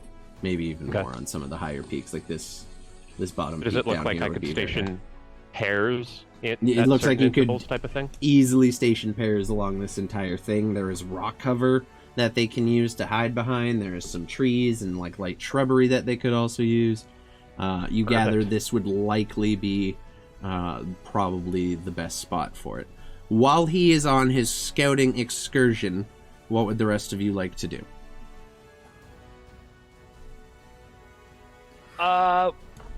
Myself and then 9 foot soldiers will wait until we hear what the scouting report says. If you want. Yes. That is your decision. Final so I'm wondering here, everybody, we'll get everybody's opinion. Is there a chance to maybe distract the this moving caravan to maybe, get them to be in a bit of a precarious position, and take them off guard for a minute, and then we jump them? Is that kind of what we're looking to do here? That's not a bad idea. Mantuka's just like petting this cylinder that he found off the corpse of someone. Just lovingly like caresses it like a over the pan. Yeah, roll me a very low DC intelligence check at advantage, Mantuka. Advantage. It's very low DC and it's at advantage. I'll show you how bad I can fuck this up. That's better, fuck up. 11. Okay, you beat a 10, which is what you needed. You've spent enough time around Mr. Maker in your life. You've seen this before. This is definitely one of the things that Mr. Maker likes to use to make things explode.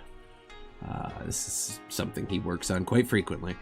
You gather it is a small stick of explosive of some kind. Could be useful, might not be. You don't know. You've never used one. You know it goes boom. You're just not sure how boom. Is Gregory still with us? Yeah. Mm-hmm. Yeah, definitely. Yeah. Yeah, the only party member gone right now is Stanny. Stanny, okay, and the archers. Yeah. Gregory, come here. Yes, sir. I come up. And I'm gonna kind of like take him off, like kind of like to the corner if there's a, so we can have like a private interaction, nothing like crazy, like we're not gonna. Yeah, even as you do, all of your men kind of turn to look at you and almost for a second seem worried for Gregory's well-being. And they all kind of like shift their gaze back to whatever they were doing after that brief It's not a fucking zoo! Gregory looks at them just... and I'm gonna pull out that little cylinder that you were just talking about, and I'm gonna give it to Gregory. Gregory. You might not understand what I do, but just know there's a purpose. And you might be able to deal with this with your agility better than I can. So I'm gonna give it to him. And the safe word is boom. Okay, Gregory, you can add 1 bomb to your sheet. It's not that big. It's No, it's like a stick of TNT or something. Yeah, it's just Still though, cool. It's just some fire damage and some boom boom. I hold it close to my chest and I just say, I know. You, Maker, hell, even Stan sometimes makes decisions that I don't understand, but yeah, you know what? They usually work out. I trust you.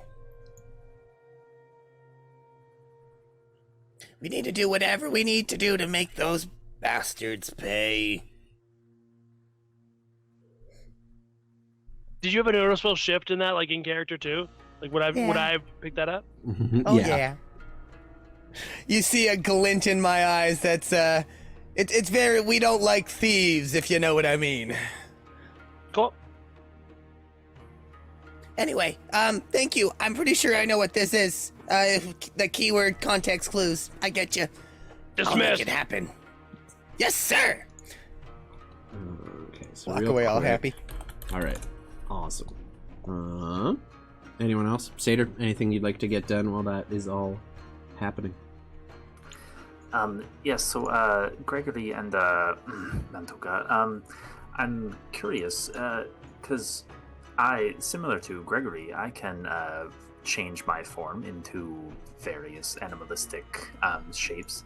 I was just thinking, what if I become some creature and I'm, standing in the middle of the road, and then they come trotting along through the middle of the road, and then they see this grand, magnificent, beautiful creature standing there, and then they stop to admire it. Ooh, what is this wonderful, amazing thing? And then boom, you give them the boom, and then we throw Gregory does something with the boom, the thing that you found, and then that's the surprise, and then the archers come in with the pew pew, and then we all rush in, and then we get them, something like that. Yeah, And then the 9-foot soldiers -1 attack 2. Yeah. Exactly. All of the very good foot soldiers who are very key to this operation, and I'm just like awkwardly eyeing all of them, just be like, yeah, they're going to do a good job too. Yeah. Every sword helps. Just something to think about. I think we can put our magic and our minds to good use here. I like it. Yeah. You're gonna pretend you're a hitchhiker. Sexy hitchhiker. Right. Sexy something. Sexy something. Yeah, I'll leave that one to you, and then I'll just react. I'm very good at reacting. We can tell. Something I think to that's a about. good We idea. should discuss with Stan once he and the troop are back. Yeah. Oh yeah, him. We'll make that happen for sure. I've seen like the 2 or 3 birds that are still circling around. I think I can make these guys into something a little more distracting. How's a giant wasp sound?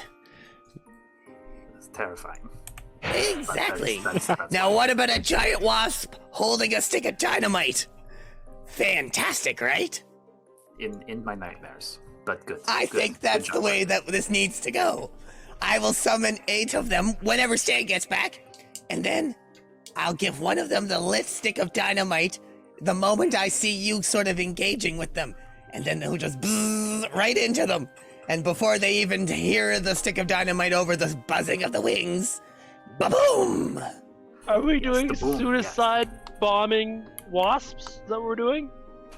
Okay, I'm in. Boom, boom, Sounds like a baby! perfect idea. Timing is very crucial in this Oh scenario. yeah, You put there's the no boom, boom into my do-overs. goddamn It's heart. one and So we done. can do it. We can do You it. guys go ahead and roll me a perception check.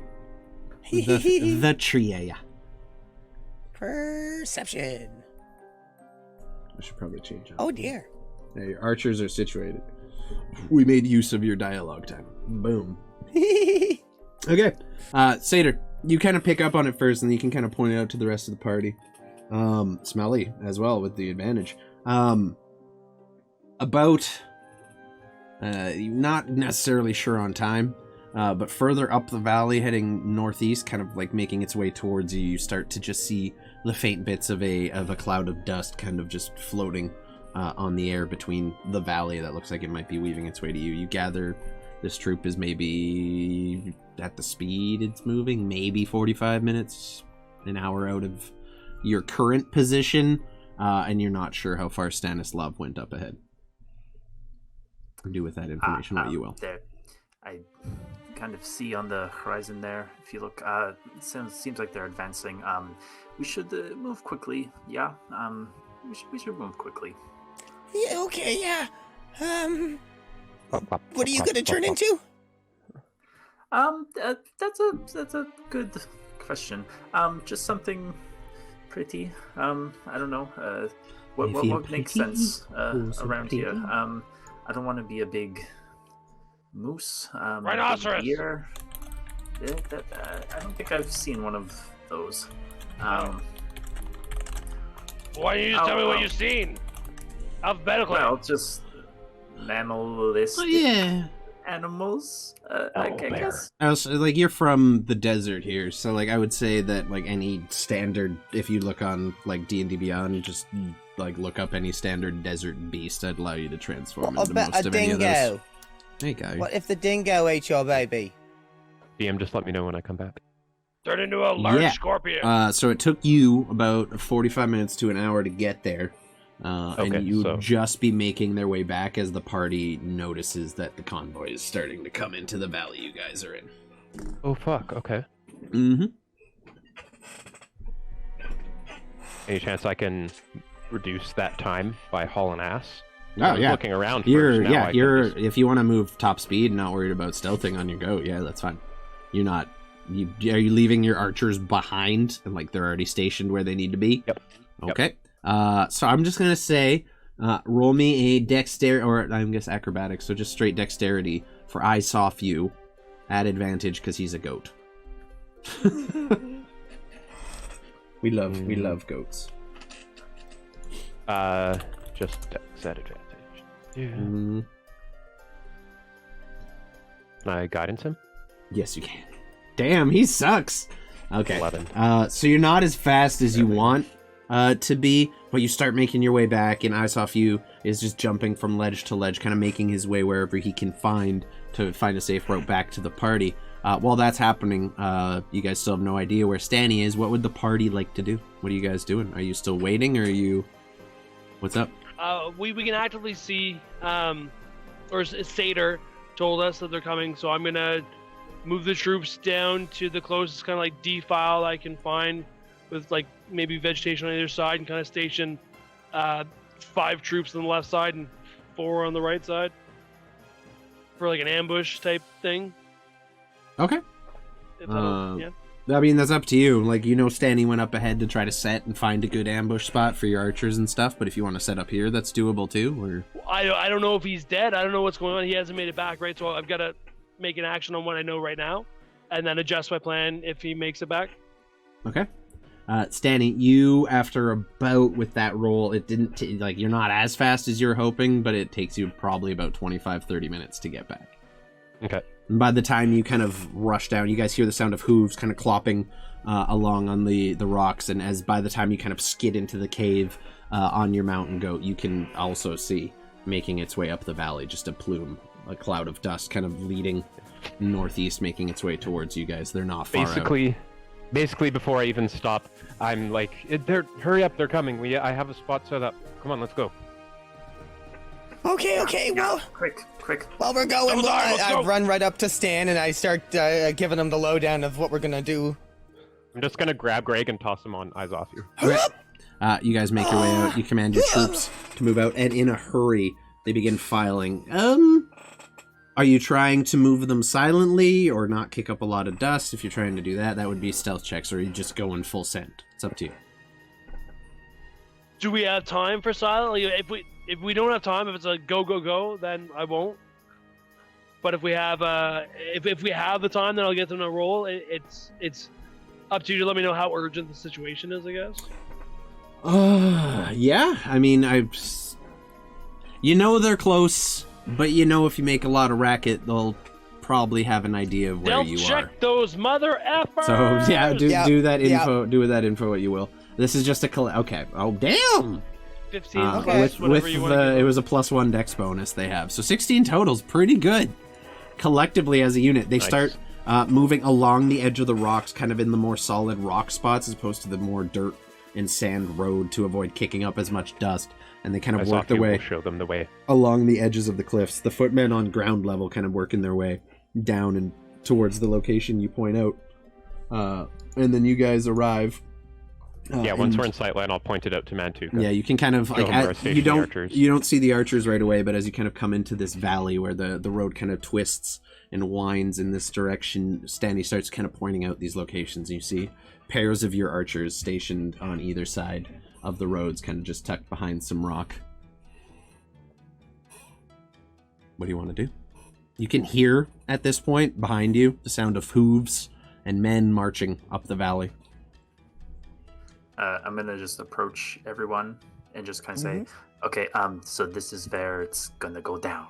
Yeah, this is Yep. This is the place. Okay, Yeah. so I will do my best to maybe distract them and keep them in like one spot, just to fully get the jump, and then we can kind of just go with it from there. It'll be fun. Okay, and I'm going to cast Polymorph on myself, and I would like to take the form of a giant hyena, if that Hell yeah. fits with, Love that.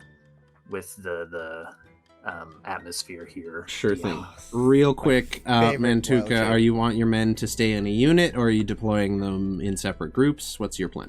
So it's gonna be 2 groups. It's gonna be a 5 and 4 group on either side of the road. Okay, I will set that up off stream and like get that going, Yep. because we're gonna probably be wrapping here.